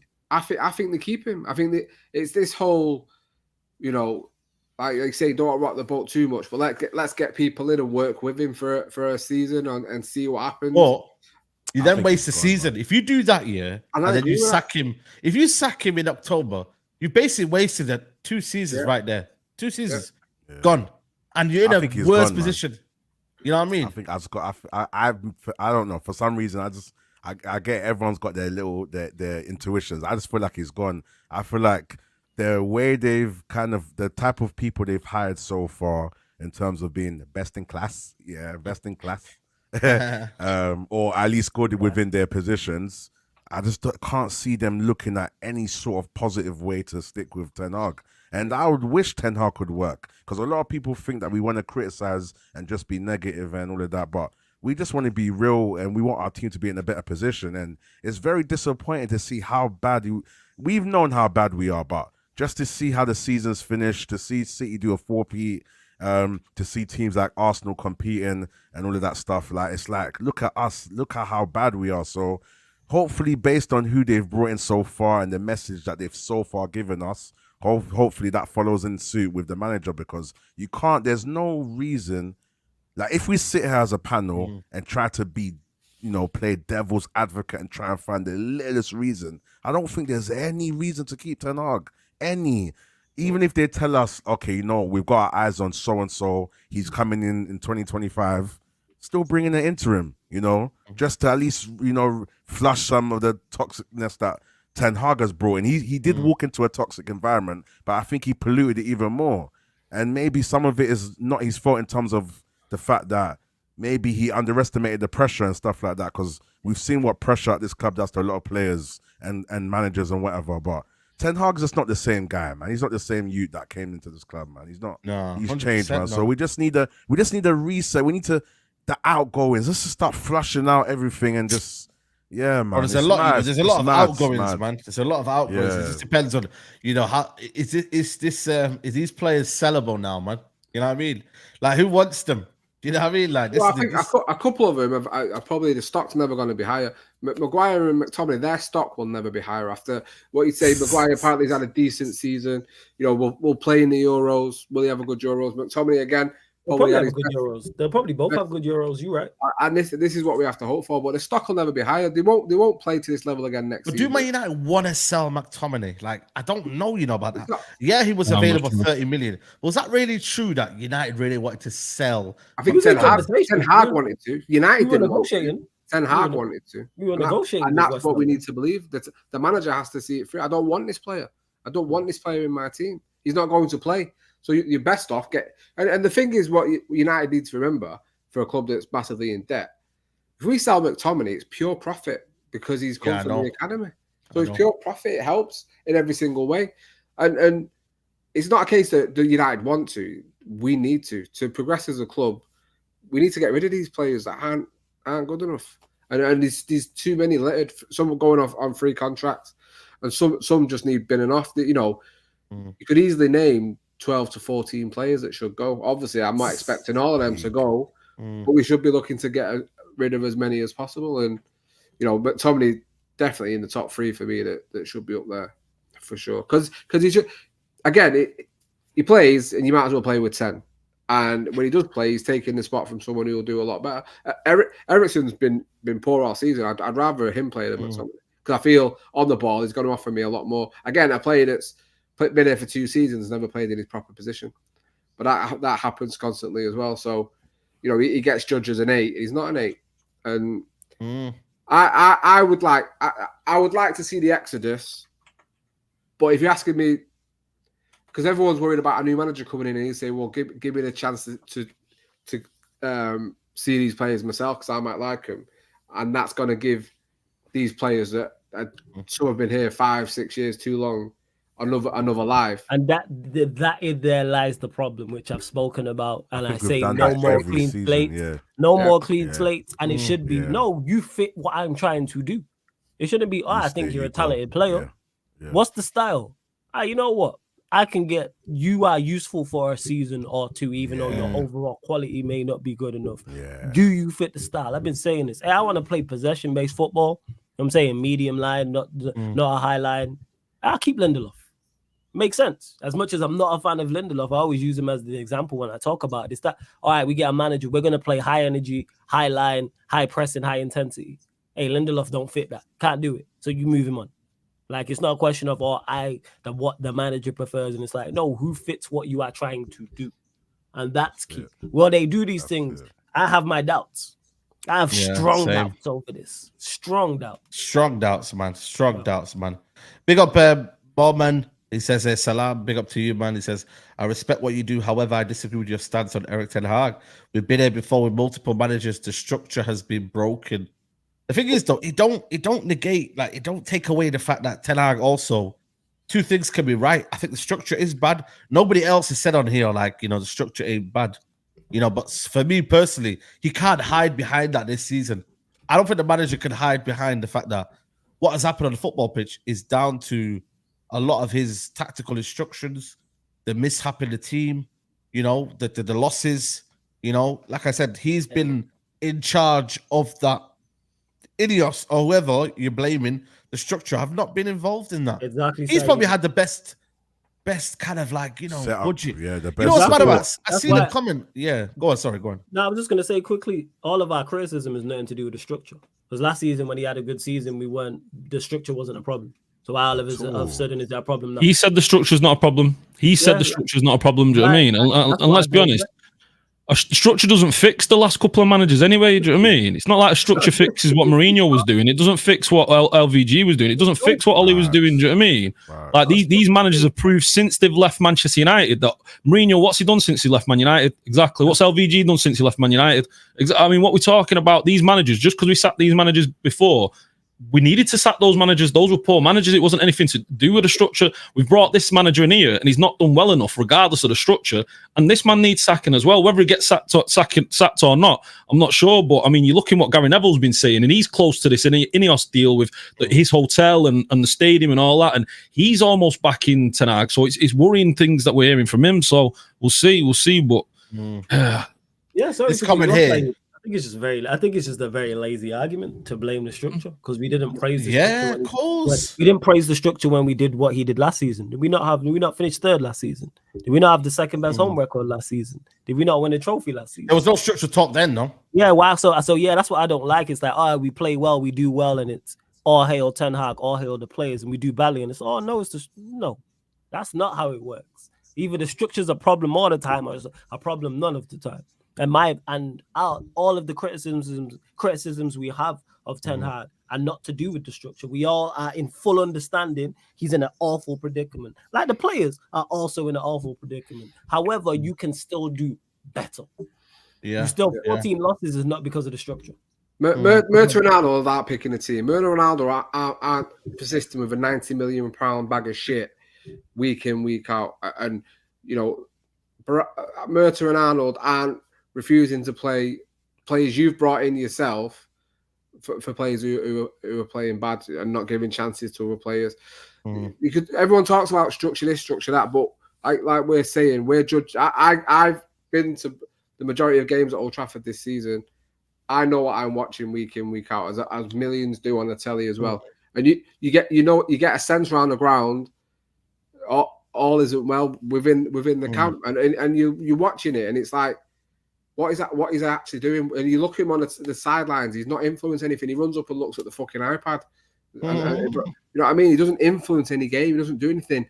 And talking about it before, he's a predictable manager. I'm not surprised he's out coached and out fought and out maneuvered in every single game we go into because his subs are predictable. You can guarantee his subs at the same time who the subs are going to be. He doesn't change anything. He doesn't adapt to anything. He's reactive and not proactive. He doesn't try to influence the game while the game's in play. He doesn't do anything. He doesn't act like a coach in the modern day. He doesn't act like that. And all these coaches have all got that in the bank.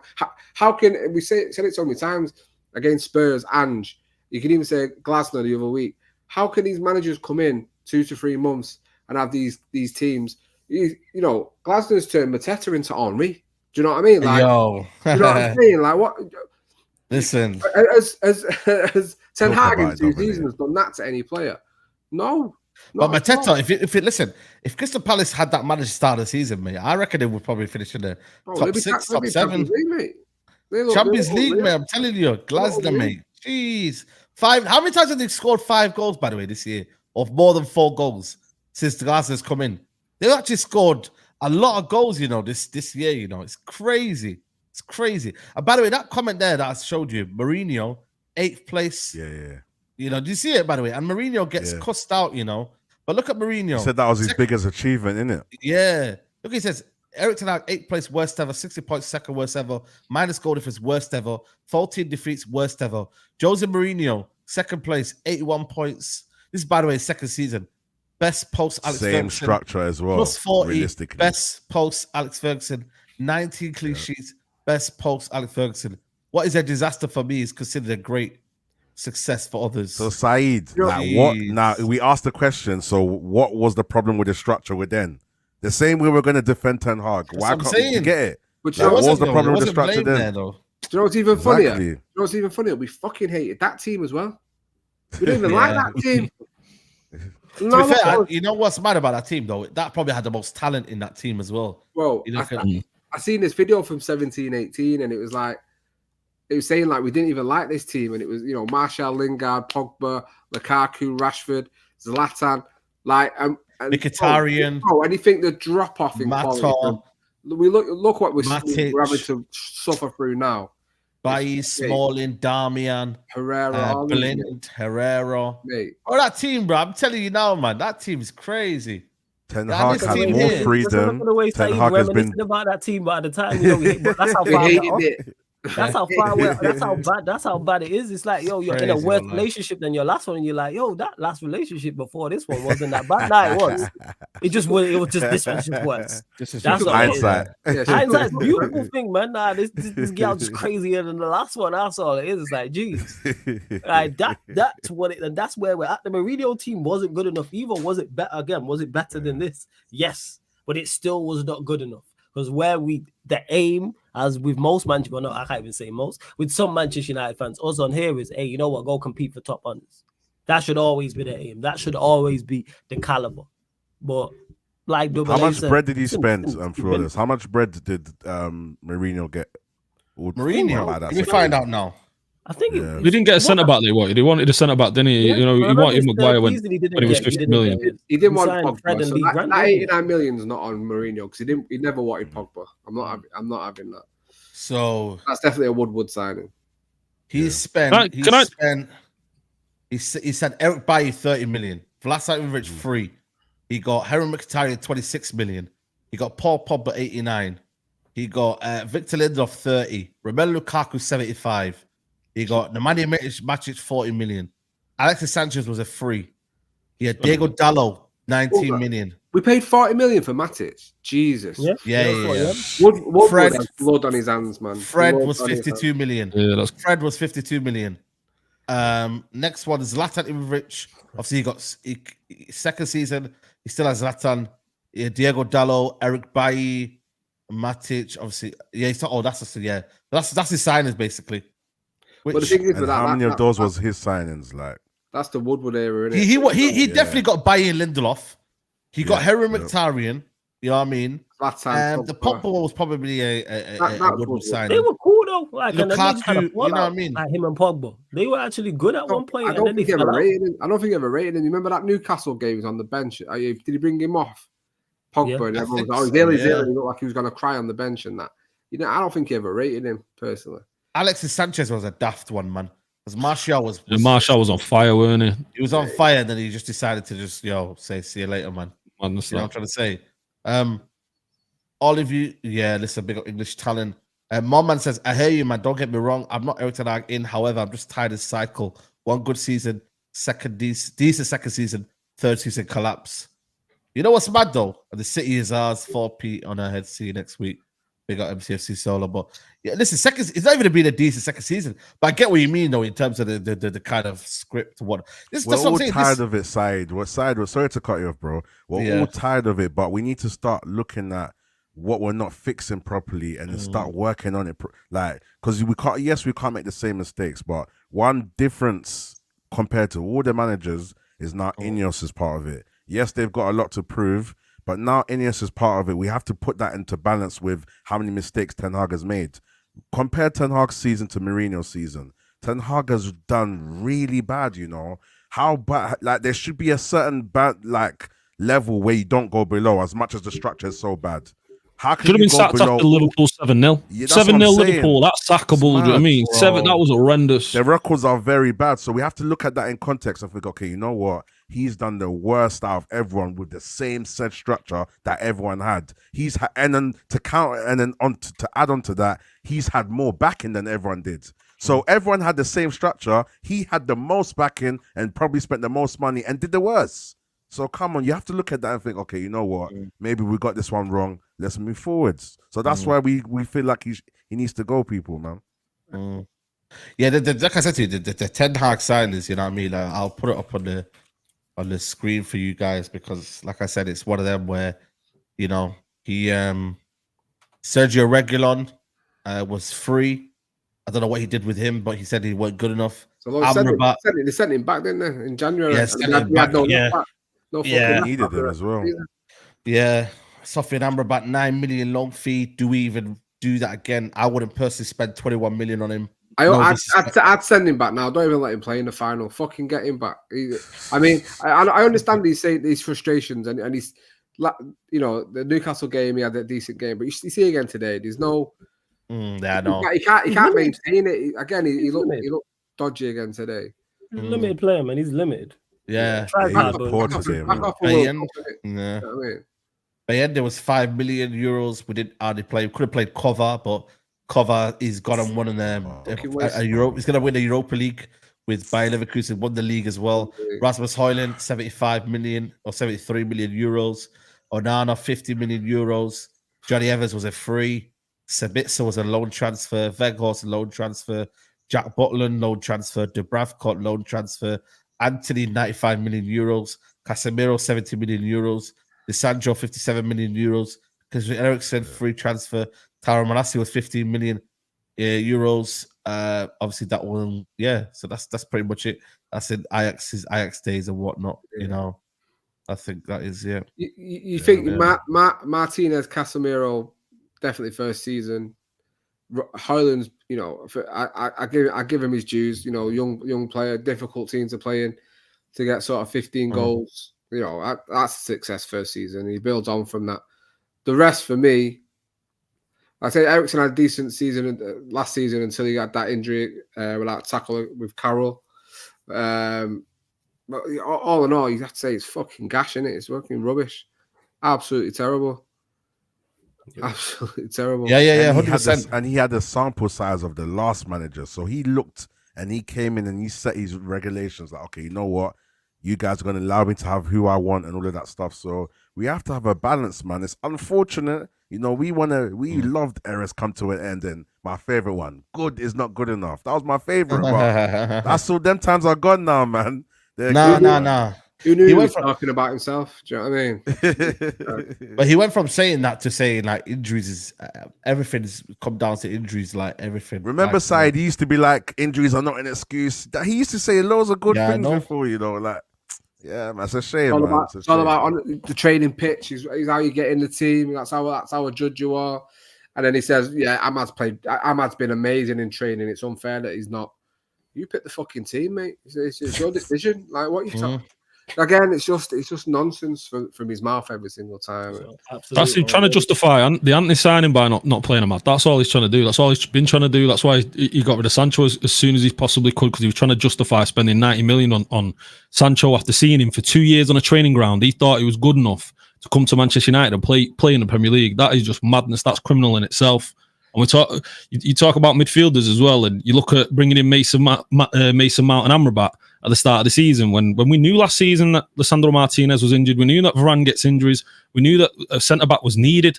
Amrabat and Mount, we kept McTominay anyway. We could have just kept Fred in there. I mean, you put Fred in this season and replace him with Mount and Amrabat. How much difference? I think Fred by himself this season would have had a better season than both of them players put together with what we've seen from them both. Do you know what I mean? Keeping Fred. So and that 60 million could have been spent at the centre back. Do you know what I mean? So it's madness. Fred had his best season for us last season in terms of goal scoring and output and stuff like that, and then we fucked him off kept McTominay. They fucked up the Kim and J deal. Whether that's good enough or not, I'll let Saeed decide on that one. But you know, that's not necessary shot, man. Saeed, that's not hard, man. That's a low blow, man. That's a cheap shot, yo, man. That's the steel chair to the back, that thumb to the eyes, yo. That is some steel work, man. What can you do? The manager fucked up from the get go. Should have let De Gea go. So you saved 50 million there. Onana's not done enough for me to show. You know, he's been all right, but that's the problem where it lies, doubly. It's like I don't mind the players that he's got rid of at all. It's the players you brought in. Mount was the eye opener for me. I stood on that one from early and was like, "What?" And people backed it, and I was like, "Why? What had he done at Chelsea to go?" You can't even look and go, "Oh, he was exceptional at Chelsea." Even at his very best at Chelsea, he was very good. What did Rhino just say? Good is not good enough, and very good is not good enough. I reiterate that Chelsea fans were photoshopping him into Manchester United kits. I've never seen that before, ever. I've never seen that where a player's been moving from one big six club to another big six club, or from one big club to another big club, or even a Premier League club to a Premier League club, and you have fans of the selling club photoshopping him into the opponent's kit, and it was multiple photoshops. They had him one where it was him from the front with him in the Manchester United kit. They had it in the his name on the back with no number. They had his name on the back with the 7. I remember all of these. People act like this didn't happen, and Chelsea fans were actively promoting it on social media, saying, let's get this guy gone. And people said, yeah, why? That's never happened before and will probably never happen again. I have to say, the one of him and Ten Hag in bed together was a bit out of order, though. I didn't like that one. Saeed, are we done, fam? This guy is crazy. And look, let me add Syke as well. Like I see, big up. Is it Black Lance? He's saying, but man's giving Højlund time. It's the context of it. We're looking at the overall thing. We're looking at who's been there for the longest time. You give them less leeway. Someone like Rashford and all these guys, Bruno, they've been there for years. So we've got a higher standard in terms of what we expect them to do, but we've got a less tolerance. Højlund's his first season, and there's some positives there. So people that same way as Anthony wasn't great towards the second half of the first season, but we still said, you know what, cool, first season, let's see what go on for the second season, and then second season more. But the balance, we have to have a good overall balance with how we judge these players, and that's why I'm not too harsh on him. If next season Højlund is in a better position and doesn't do too well, we move him on. Simple. But we need to at least have a good balance with how we judge these players, man. Yeah. And just let's finish though. Go on, Ash. Go on. So, apologies for us. Yeah, you look at Højlund at the start of the season. Who's expecting more than 20 goals from him? We were happy to accept 15 goals from him, and the fact that he's got himself to 15 goals in this shit show where he's had no service and kind of just kind of like no cooperation from his wide players. It's been impressive what he's been able to do for himself. And okay, yeah, there's been parts of his game he can improve, but to come to United to play as a striker, the main guy in this system, the way that nothing's been created. I mean, you can't be too hard on the kid. Even some of the top strikers coming into this team this year wouldn't have done well because he's getting no service. He's getting nothing.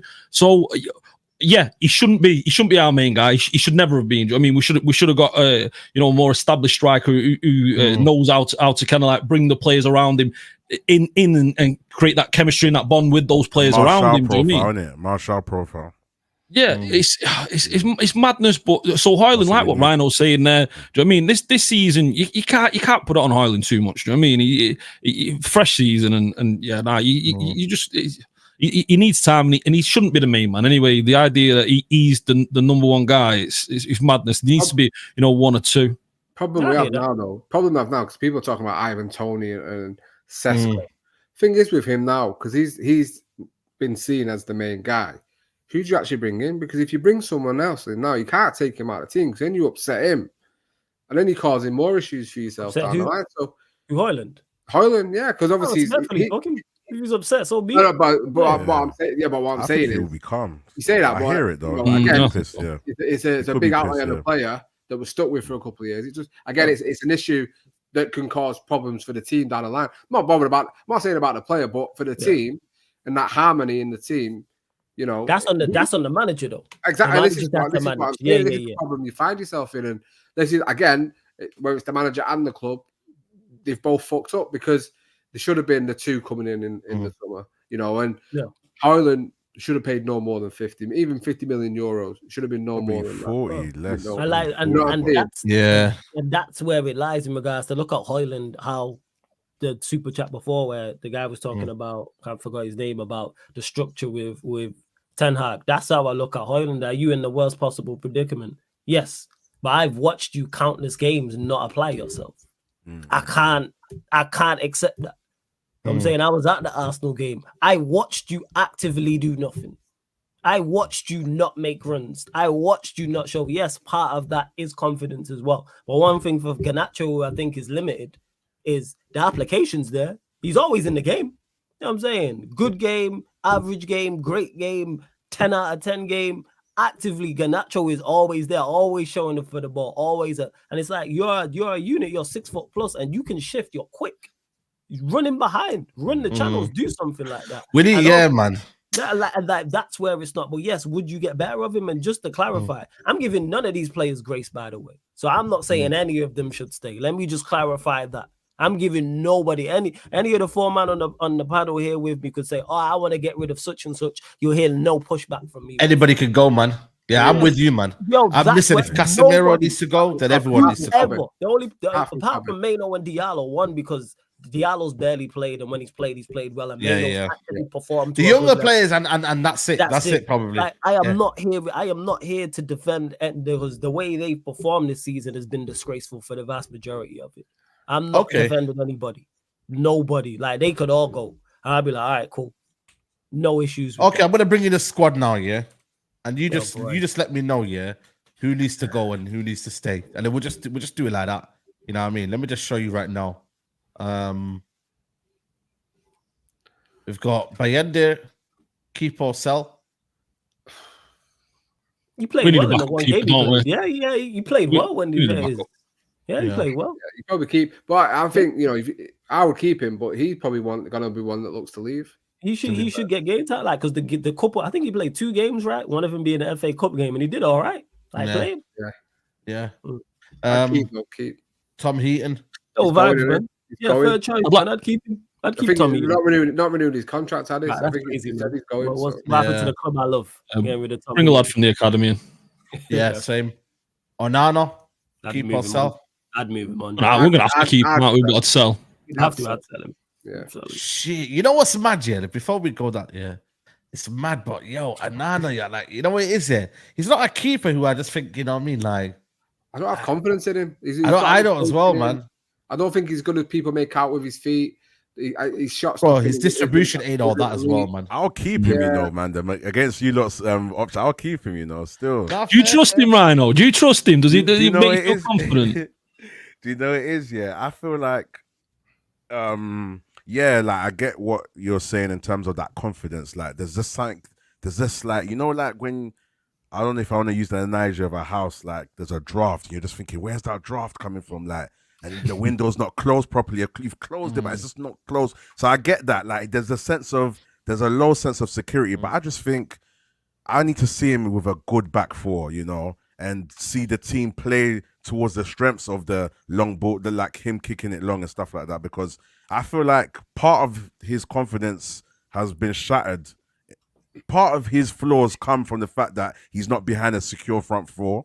And a lot of it, I admit, like, his hands have been like butter, like certain shots he should have saved and whatever. Maybe that was just the pressure that he had to absorb when he came to the club. But I just think the way he's good on his feet, this club has destroyed a lot of players' good attributes. So we know Onana's good in his feet. When he's got the ball and someone's pressing him, we've got confidence that he's not going to lose it. Probably out of all our players. But I think, you know what I mean? I don't agree with that. I think he kicks it out more often than he gets it right to his own play. I don't think he's great. His accuracy. Look at the other day against Arsenal. He's the reason why they fucking scored the goal. Okay, cool. So there's 2 things. The reason why I'll still give it time, and you guys can say I'm wrong or what. I think, number one, the type of players he's kicking it to are not those players that are good to receive the ball. And number 2, I think that, what else was I going to say? I think just the way he plays that from the back, this back four just don't complement to his skills. You know what I'm thinking now? You know what it is, Rhino? You're just a nice guy. That's what it is. You know what I'm saying? Like, genuinely, I mean, I'm not even taking it. Big up Ben. See, so I'm not even got the chat. You're just genuinely a nice guy, and I'm looking at the glass at half full. What that is, and I think you're just nice, not to a fault, but like. Oh yeah, that's what I was going to say, Flores. Because sorry, my mind went. There's a lot of long kicks that he's done that have been so accurate that have led to goals that I haven't seen like our last few goalkeepers do that. So I know that once we are set up correctly and whatever, I think we're going to see the fruits of that labor a lot more. Because there's certain long balls he's done that's helped set up goals.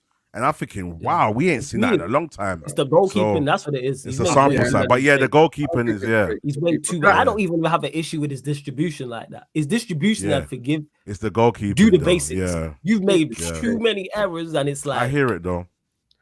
We'll never get more for Onana than we will this season. We'll never get more for him. If he stays another season as a poor season, his price is going collapsing. Saeed, just scroll up. The number one reason why I don't want him, because he's a goalkeeper that wears 24.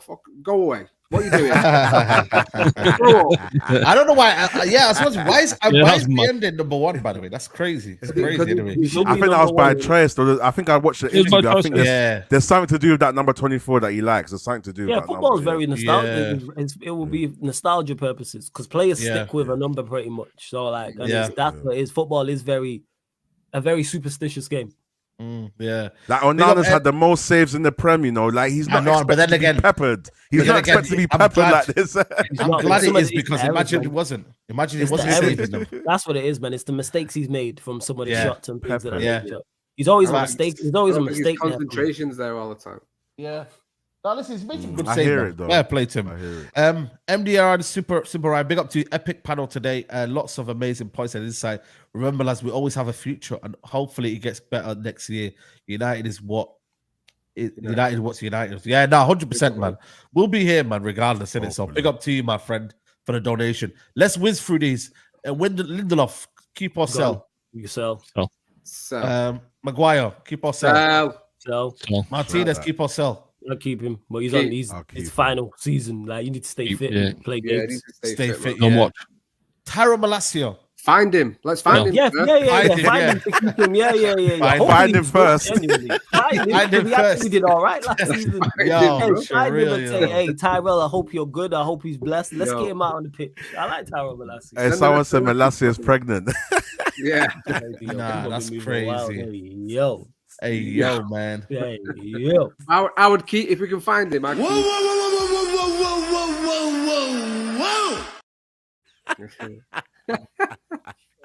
Crazy. So, I keep, if we can find him. I'll keep him, though. I'll keep him, Yeah, backup option. Backup, yeah. We need a left back. Varane's going, so he's. Keep, man. That's crazy. Man. My guy. Diego Dalot. Traps is happy though. Big up Traps. I know Traps is happy still. Hey, what do you think of this double A, Dalot? What are you saying? Dalot. What are you saying, Dalot? He's been our best player of the season, man. It's been our best player of the season. Listen, like whether we like it or not. Hats off. He's not proving me wrong, but he's been our best player. Which again is like saying whose shit smells the least. Do you know what I mean? But I think he's had a good season. Can he build on that? Would I like to see a better? We need a first choice right back.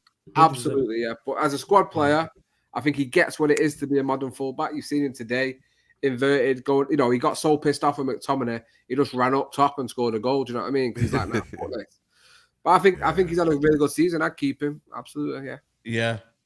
Shaw. Slog him. Bro, man. I swear down, bro. If we can sell him to someone, be amazing. But the sad reality is we won't be able to sell him. But yeah, sell. Wan-Bissaka. I'm saying sell, Sell, man. Yeah, sell. I think he knows he's going. You looking at these performances last couple of weeks, he's been shocking. Yeah, I know. His head's elsewhere. You think he's my guy, but I'll sell him. Been there 5 years, now. Wan-Bissaka. 5 years. They got Wambi, Spider-Man. Time flies, innit? 2019. Yeah, Maguire came as well. He was part of him, Maguire, and a couple of others. Yeah, 2019. So memorable, Saeed. You couldn't name one of them. Yeah, there you go. A couple of others that I can't remember. Brandon's on loan. He'll probably leave. I thought we sold him. I didn't realize he was still one of our players. That's crazy. Yeah. Brandon Williams. Where is he? His contract then, though? Is it Ipswich? Contract then? Oh, so he got promoted. Oh, yeah, it's true. His contract ends the season. Yeah, they can have him then. Yeah. Did he get? And he just got 30 points on his license or something mad like that. Something mad anyway. Something mad like that. Oh yeah. He was on 16 grand a week. Brandon Williams at United. Crazy, mad, isn't it? Yeah, Johnny Evans is going to be probably contract. I'd keep big game Johnny. Yeah, keep him on the dressing room. Yeah, I can't lie, man. I wouldn't. I'd minus the Palace game. He's played well this season.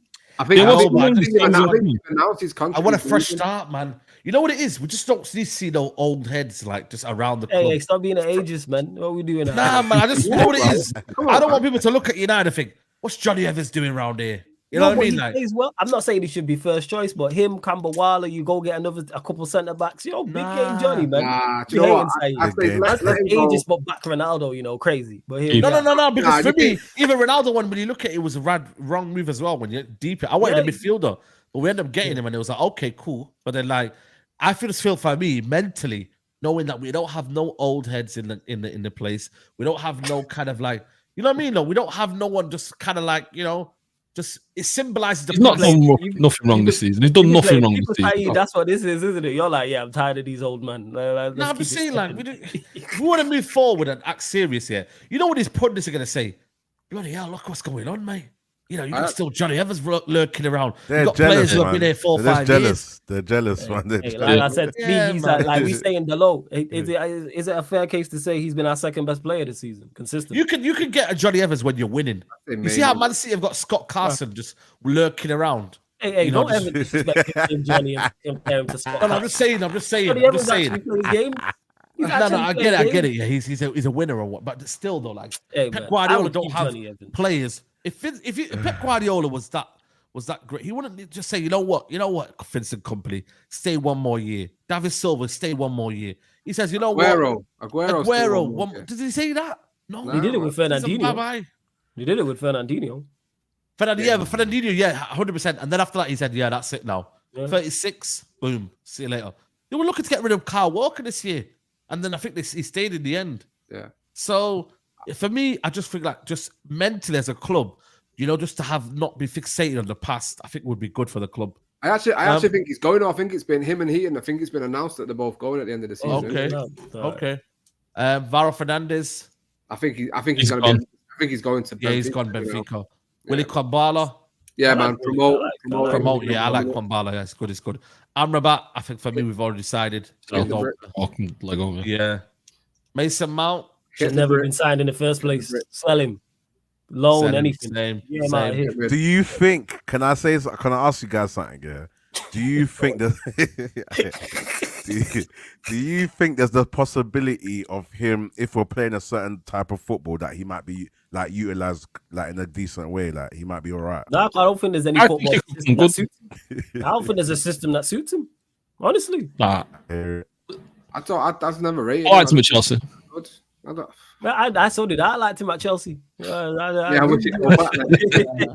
agree with you. I liked him at Chelsea too. Under Tuchel, he was decent in the Champions League run. That he was a decent player. Scored some nice goals. Double figures in assists and goals. Decent. Mount back to Chelsea. Let's make that happen. Yeah. He's a squad player. He's here for the brand. He gives me bad vibes, man. I feel like he's just here for the name and this. Trust me. They're that PR company, man. Yeah, take the 7 away. Yeah, 7 away. Big up James Bond. I don't know what Big Up 2 says. Just love oil, love your petrol and diesel cars. Politicians love diesel. They love diesel tanks. Ignore the carbon footprint of war and bombs and missiles. Free Palestine. Yo, big up, man. James Bond. Thank you very much, man. I appreciate your donation there. Big up to you. I thought you were setting you up, Saeed, for a second. Yeah, that's what I thought, man. But yeah, good message, man. Big up to you, man. Big up James Bond as always, man. Next one, Bruno Fernandes. Sell him. Keep. Selling him. Aye, listen, I was selling me, man. I'll be honest with you, man. I'd sell him. I keep. Christian Eriksen. Same. Sell. Yeah, for me. Listen, man. Another player that we haven't got the best out of. Let's be honest, man. 1 year, 6 months, and then boom. Just it's crazy, man. But it is what it is. Amad Diallo. Start. Never mind. Keep. Start. Do you guys think he's staying though? Do you think he's give staying? him the 7? I don't know, I'll be honest with you. I think he might go on loan, because we got if Eric Tenag's here though. The thing is, a loan's no good for him. So you either play him or sell him. It's similar to what's he called? Palmer at City. It's sell him or play him. It's not a case of loaning. What's it gonna do? I think he's proven the limited time he's had this season, he's proven he's good enough. So what's the point in loaning him for what? He's 21, 22. You play him now, and if not, sell him. Let him go and flourish somewhere else. And another mistake that Manchester United will make. But for me, I think the only thing I'm looking forward to and hoping for Saturday, probably more than a United win, is hoping he gets a start, because I think he deserves it more than anyone else from what we've seen in that attacking sort of, maybe Højlund. But if you can't play him, sell him. Diallo will get game time. 100%. You'll get game time, man. Big up Ahmad, bro. Casemiro. I'd keep. And I'd say that with and the reason why I would keep him is for reasons that'll never happen. So obviously his wage probably commands that he starts more than he doesn't. But I'd love to keep him around just for that experience, because you get too many experienced heads. We need the mentality. His mentality is needed regardless. Especially now Varane leaving. Yeah, if we bring another midfielder in or two, you know, having him around Manu and that, I just would love that. And I think he could still be an important part of the squad. But, you know, money. You know what? I'm going to say... He's probably going to go. I'm going to say sell only because I don't want him to be a scapegoat anymore, man. Because you know what it is with me? The fan base loves scapegoats, innit? And what will happen is, he'll stay next season, and then people will be like, oh, Casemiro's a problem. I want all the problems to go away, and then people realize, you know what? It's actually these guys that have been here 4 or 5 years, you know what I mean? That have just been here, just, you know, taking a wage and whatnot, just absolutely doing nothing with it. So for me, for unselfish reasons, I would sell him. And then let's see what the fan base, who they look at next. Because we've done this before where we always blame one player. One player is not a reason why we're going to be rubbish. And one player is not a reason why we're going to be so good. So I would sell him based on that reason. So and then they can find another scapegoat and who would they want to do. So, yeah, that's my point of view. Facundo Pellistri, I'd sell him, man. I think for me, he ain't going to get a chance. I think he's a good kid. But yeah, sell him. Donny van de Beek, bloody hell, man. I forgot that he was still on the books. Yeah, so bro, people forgot in Frankfurt. Bro. He's injured again, isn't he? He's back in Holland. Yeah, people forgot about him in Frankfurt, man. Yeah, man. What we've done to that guy's career is absolutely crazy. Yeah, so bad, man. So bad. Obviously, Kobe Mino, we said stay. Captain, give him the captaincy. Yeah. Scott McTominay, you done a U-turn here? Hey, no, I'm talking about Kobe. Come on, I'm man. joking, man. I'm being an asshole. I know. Scott McTominay. Yeah, you ain't even have to unanimous. Unanimous. UD, just keep it stepping. Yeah. Dango, I think he's got a future. I would loan him out. I like him. Better loan though. Yeah, I like him. I don't know nothing about him like that. I don't think he's even playing that much at Port Vale. You know. No, he got injured. He got ruled out for the rest of the season, I think. Yeah, but I don't think he was playing much before. To be fair, was he not? Nah, See, again, that's what I'm saying. They picked the wrong loan. He was meant to go to Preston. Shit loans again. You know what? We worry too much about how much people pay us rather than how good it is for the player. That's what we worry about. We want bigger fees for the loans, so it means they go to clubs that aren't going to play them, and it's madness. Doesn't matter how much we're getting paid for these players. We want them going to the proper clubs where they're going to get played. And yeah, the championship. I see him in the championship. Yeah. Next one, Hannibal Majembri. Did he play preseason? Hannibal Majembri. You know this Hannibal Majembri? Has he even played for Sevilla? No. This season. Then he got kicked out of the training because he kicked off in the training sessions. I think he's played a few games. He fell out with Mariano, like one of their who's supposed to be their star striker. Yeah. And it was like picked between them two, and Mariano was the one. Yeah, came off the bench today. You know, and he dropped a few stinkers as well. You know, he's been poor when he has played for Sevilla, so he's been poor. He got last time he played, well, not today, but a couple of weeks ago, he didn't even make it past 45 minutes. Do you know what I mean? He got time. This is why it was the wrong. Again, talk about the wrong loans. It's for the wrong loan. He should have gone to Everton because I would have loved to have seen Sean Dyche control that bad temperament that he's got. Look at that, Sevilla versus Cadiz. He would even play there, and he didn't even come off the bench. Did he? He wasn't even on the squad that day. He was actually. Didn't come off the bench. Six La Liga appearances apparently. That's what they're saying. 6 La Liga appearances. Damn. Mari Forson gone. Mari Forson. Is he out of contract this summer, by the way? Out of contract, yeah.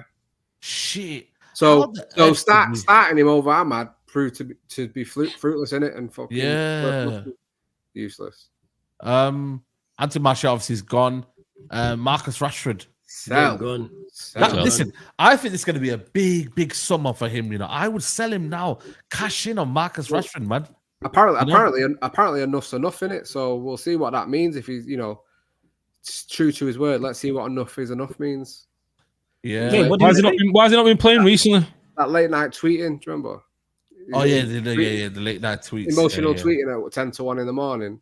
Enough is enough. He's been on the bench the last couple of games. Why has he not been playing? Apparently he's injured, isn't he? Apparently so. But he's fit enough to be on the bench. So what's going on? Mate. Who? I hope he is actually. Rashford. Yeah, Rashford. Next one is Rasmus. Keep. I think keep just because it's keep. Garnacho. I'm happy to see him go. You know what I'm saying? Both of them. I have no issue with that. Højlund and Garnacho, you want to see him go?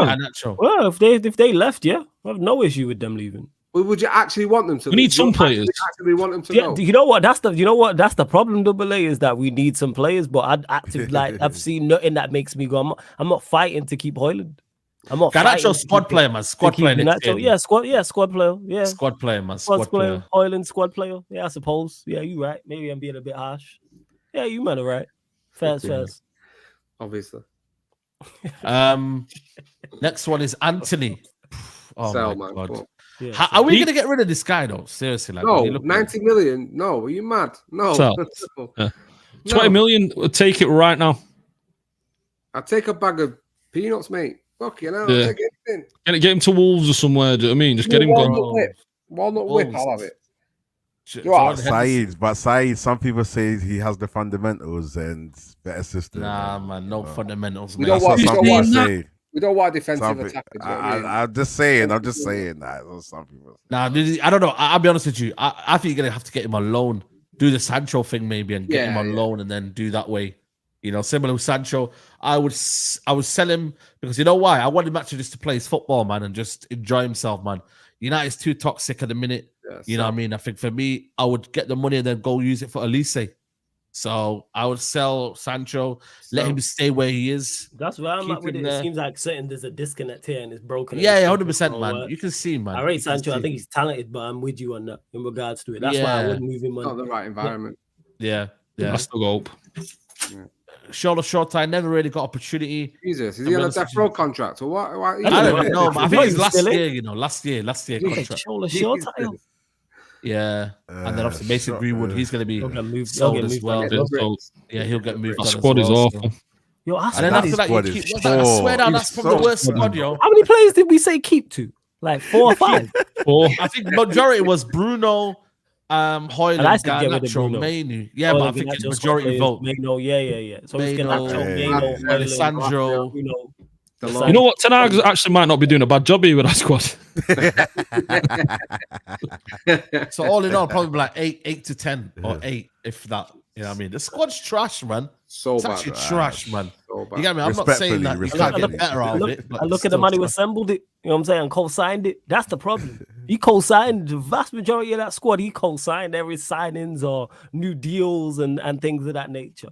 That's why I don't give the manager a blight as bad as it is. It's like, yo, you assembled this. Yeah, we're lucky to finish 8th, you know, I think. Bro. Looking at it, yeah, it's quite daunting, man. It's mad. It's scary, man. Like I said to you, next season, I've got with or without Ten Hag, I don't think for me we're even reaching top 4 next season. I'm predicting United to finish 6 again next season, with or without Ten Hag. Hey, we finished, you know what I mean? Hey? We didn't finish. You said I'm predicting United to finish 6 again, or did you predict us to finish 6? To be fair, no. You know what? To be fair, I actually predicted United to get top 4 this season. Yeah. So did I. I said third. I'm with you on that. I'm saying 6 to 8th again. Yeah, I said 6 to 8th next season. 6 to 8 again. 6 to 8, somewhere there. Hey, top 6 is bare minimum for the next guy. If Ten Hag's still in charge, don't ask me because I don't care. Good thing about next year, though, we only play 1 game a week, man. Minimum still. I ain't giving him a buy. No way, man. No, I ain't even a buy. It depends on who it obviously context matters. Who the manager is, who we bring in, who other people get as well. The actual football, because performances matter as well on top of that. It's like say we finish 3-4 points off top 4, I'm gonna be like, oh my god, trophies as well. That's what I'm looking at. FA Cup and League Cup are there. We reached 3 cup finals out of the past 4 in regards to those 2 competitions. Because we reached the FA Cup and League Cup this season and the League Cup last season. So that's 3 of the last 4. Cup. So I'm expecting last year as well. Oh yeah. In this era, when's the last time we played 1 game a week? Not the Carabao Cup just gone. Yeah, I got that. None. Not in the era. Never played 1 game a week. Never played 1 game a week. Mad. We are all-time low. Obviously, if we lose the FA Cup, then it will be confirmed. Let's go, man. We're not winning that. Man. United on penalties. I'm saying it now. Let's go. Listen, I swear down, man. It's like I don't think we've got no chance in that game. It's 80% 20. 80%. I generally 20, man. It's not even 20. That's confident. That fucking hell. I'll tell you about Varane Martinez at the back. I won't even say 5. I think 1. Yeah. Honestly, yeah. Nah. I think City could put our B team and we still won't have a chance. I know that 1 might be the 1. Yeah, what's the thing? Yeah. What's the thing? And you know that one? That one is if something happens to them and then they make a mistake somehow. That's the one. I said last week they could get a man sent off and they'd still beat us. Yeah, they will. I think they could beat us with 9 men. Honestly. Well, what was the thing that Arsenal fans were tweeting out after the Bayern game? It was like 1% chance, 99%. Pray for Bayern. That's what it was. Right, so let's start tweeting out hashtag pray for City. That's what we need to start. Pray for City, you know. Pray for City, man. It's crazy, man. Actually, it's crazy. But listen, I don't know, man. We just have to just forget this season happened, didn't it? You know what I mean? And just trying to. Has anyone got one of them things from Men in Black? You know, I've already got it. I've been using it all season long. I forgot this season already. What season? What was it? Flawless was using it and not even busting the man there, man. Just selfishness. What's he having? Oh, yeah, because we finished Conference League, yeah. Yeah, it's true. 14-15. Yeah, there was no Conference League. Yeah, sorry. Yeah, 14-15. Why is the season, wasn't it? So Van Gaal first season. Van Gaal first season. We rate top 4 Van Gaal first season. 5th, wasn't it? Was it 5th? No, 4th. I can't remember. You see, we talk about the Men in Black thing. I did that during them seasons too. I don't remember. Premier League table. Was it? Because they got fireworks on Google, man. How sad are these lot? Fireworks. Nah, check it. Honestly, he's got like fireworks. United finished 4th that year. 70 points. Yeah, 70 points. Yeah, see, I missed all of that era, you know. I think from when Ferguson left, I think I watched the season after, and then from then I was just I think football was just cut out of my life. I was kicking ball, but I wasn't watching United's. Crazy. I had a long gap without watching United's. Right. Even in Van Gaal's second season, he finished 66. Yeah. What did we finish this season? 60. What finish this season? 60 points. 60 points, yeah. And he still got -1 goal difference. Yeah, 14 losses. He got finished 5th. But he won the FA Cup that season as well. Obviously, similar, circumstances this season. And obviously, 19 wins, 10 losses that season. And you got 35, 14 goal difference. So we had plus 14. And we're only literally. Is that all things? Yeah. Side? That's not just Prem. That's that's not all. Premier League. That's Prem. That was Guardiola. I think last season of Pellegrini that was as well.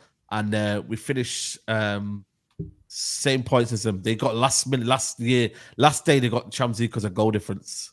So yeah, man, it's what it is, man. But we're gonna wrap up here, man. Big up to everyone who's locked in. It's been a good stream. I don't know how many likes we got. I'm assuming it's over 500. If not, then it's looking a bit peak. Sorry, 642. If we can round it off to 700, that would be amazing. Big up to everyone who's super chatted.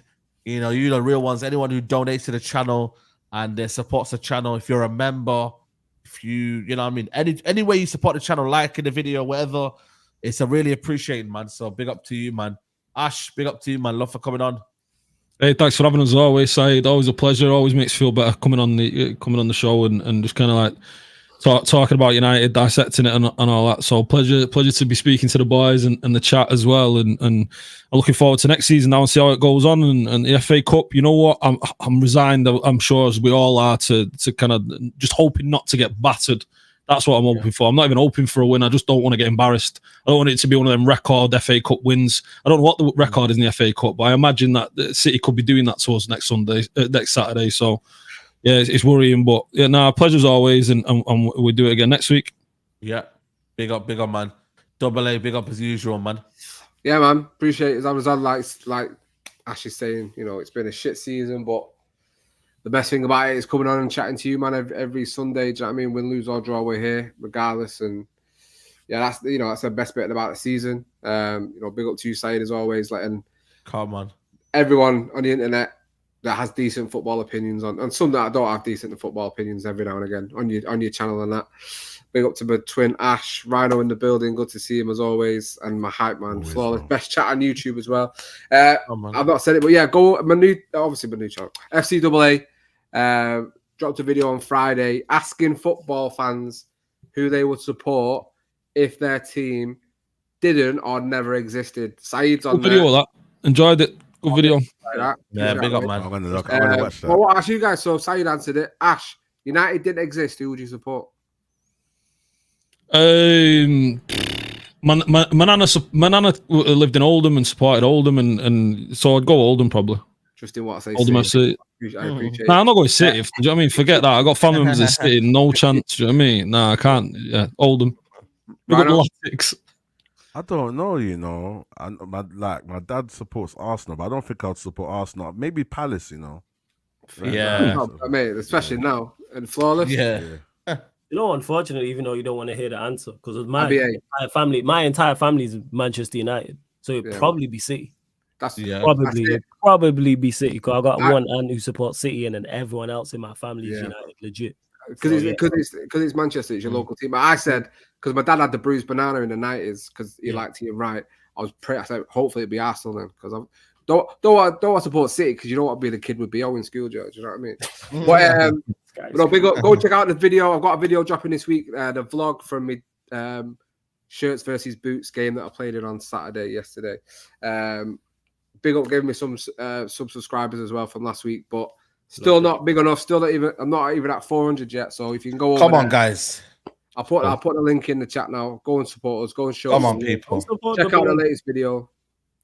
I'd appreciate it for sure. Yeah, no, for real, man. Make sure you check out, man, people. AA FC or FCAA on YouTube as well. Ryder, man, love for coming on, man. Yeah, man. Big up, man. Big up. It's always good to see Ash, AA, Flawless as always. Big up you, Saeed. Make sure you lot are smashing the likes. Lock into. I was watching Saeed's. I didn't finish watching it when you were playing GTA and whatever. Yeah, GTA, yeah. I was crying, bro. It was like press triangle. It was like, what? It was so funny. Yeah, the chat. But yeah, big up Saeed. Big up the chat as well. Make sure you lot are smashing the likes, man, and just man, it's always good to just talk. Just have a good, comfortable conversation of what we hope United should be in the future, man. But yeah, man, just end the season now, man. Just end it, man. City might even get the double on us again for caused by us. Crazy, man. End the season. But yeah. Nah, big up, man. And then Flawless, we're gonna redirect to your stream. Let them know what you're talking about and whatnot, man. Big up, man. Yeah, man. Big up for having me first and foremost on this side. I always look forward to this show because it keeps me sane and lets me know that I'm not going crazy when I'm here talking and you man be giving opinions and then backing it up with stats and look. I'm like, all right, so it is as bad as I think it is. Yeah, I'm just not being super critical and going over the top with this team and these players and this manager. So yeah, big up each and every time. We've got coming up the Q&A. So Sarcasm City Sports Q&A. So just a roundup of the season pretty much, obviously answering questions from the chat and then following that live on the playback, obviously NBA playoffs. It's game seven of the Denver Nuggets, Minnesota Timberwolves series. So if you're an NBA fan, get over to the playback as well, because it's not just NBA content over there, also gaming content like Saeed, so GTA, pro clubs, I'm gonna start back career mode as well, etc. But yeah, subscribe to the YouTube channel because we're closing it. We're not closing in, we've now gone over halfway to 12k. So we're over 11.5. So we're now on the road to 12k. So please just as soon as you come over, hit the subscribe button, man, and run up the likes here though as well. Yeah. Come on, people. Big up to all of you lot, man. I'll be back tomorrow. Hey, press triangle, man. Press triangle, man. Listen, we'll be there. I don't know if you lot, none of you go to the FA Cup final, innit? Ash and the AA. Yeah, so, just me then, innit? I'll be there. I'm gonna go, man. I thought, I'm not doing a watch along, man. I'm not. I just can't be. Yeah. Forget a watch along. Don't do a watch. Yeah, man. I might as well just go there, get back for about 10 o'clock before the our stream, and then man, we should be all good, man. So yeah. I'll go there, whiz there, have a day out, and then come back. You know what I mean? It is what it is, man. So I'm going to figure it out, the travel and everything. But yeah, we'll be there, Wembley. And then, literally that's it, man. Euros after that. And then we go from there, people. But yeah, tomorrow, midday live with the gang. And then obviously Straight Jacket podcast. And then it'll be good. We'll have that structured week with all the shows on that week as well. So yeah, man, big up to everyone. Like I said, it's not been a great season, but thanks to all your support throughout the whole season, man. You know what I mean? It is what it is, man. We just have to come back. We're all fans, and we just, you know what I mean? You just got to keep supporting, man. Keep the faith, and let's hope that INEOS act correctly. That's all we can hope for, man. But listen, big up to everyone who's locked in, and we'll be out. Take care. Bye-bye. Peace.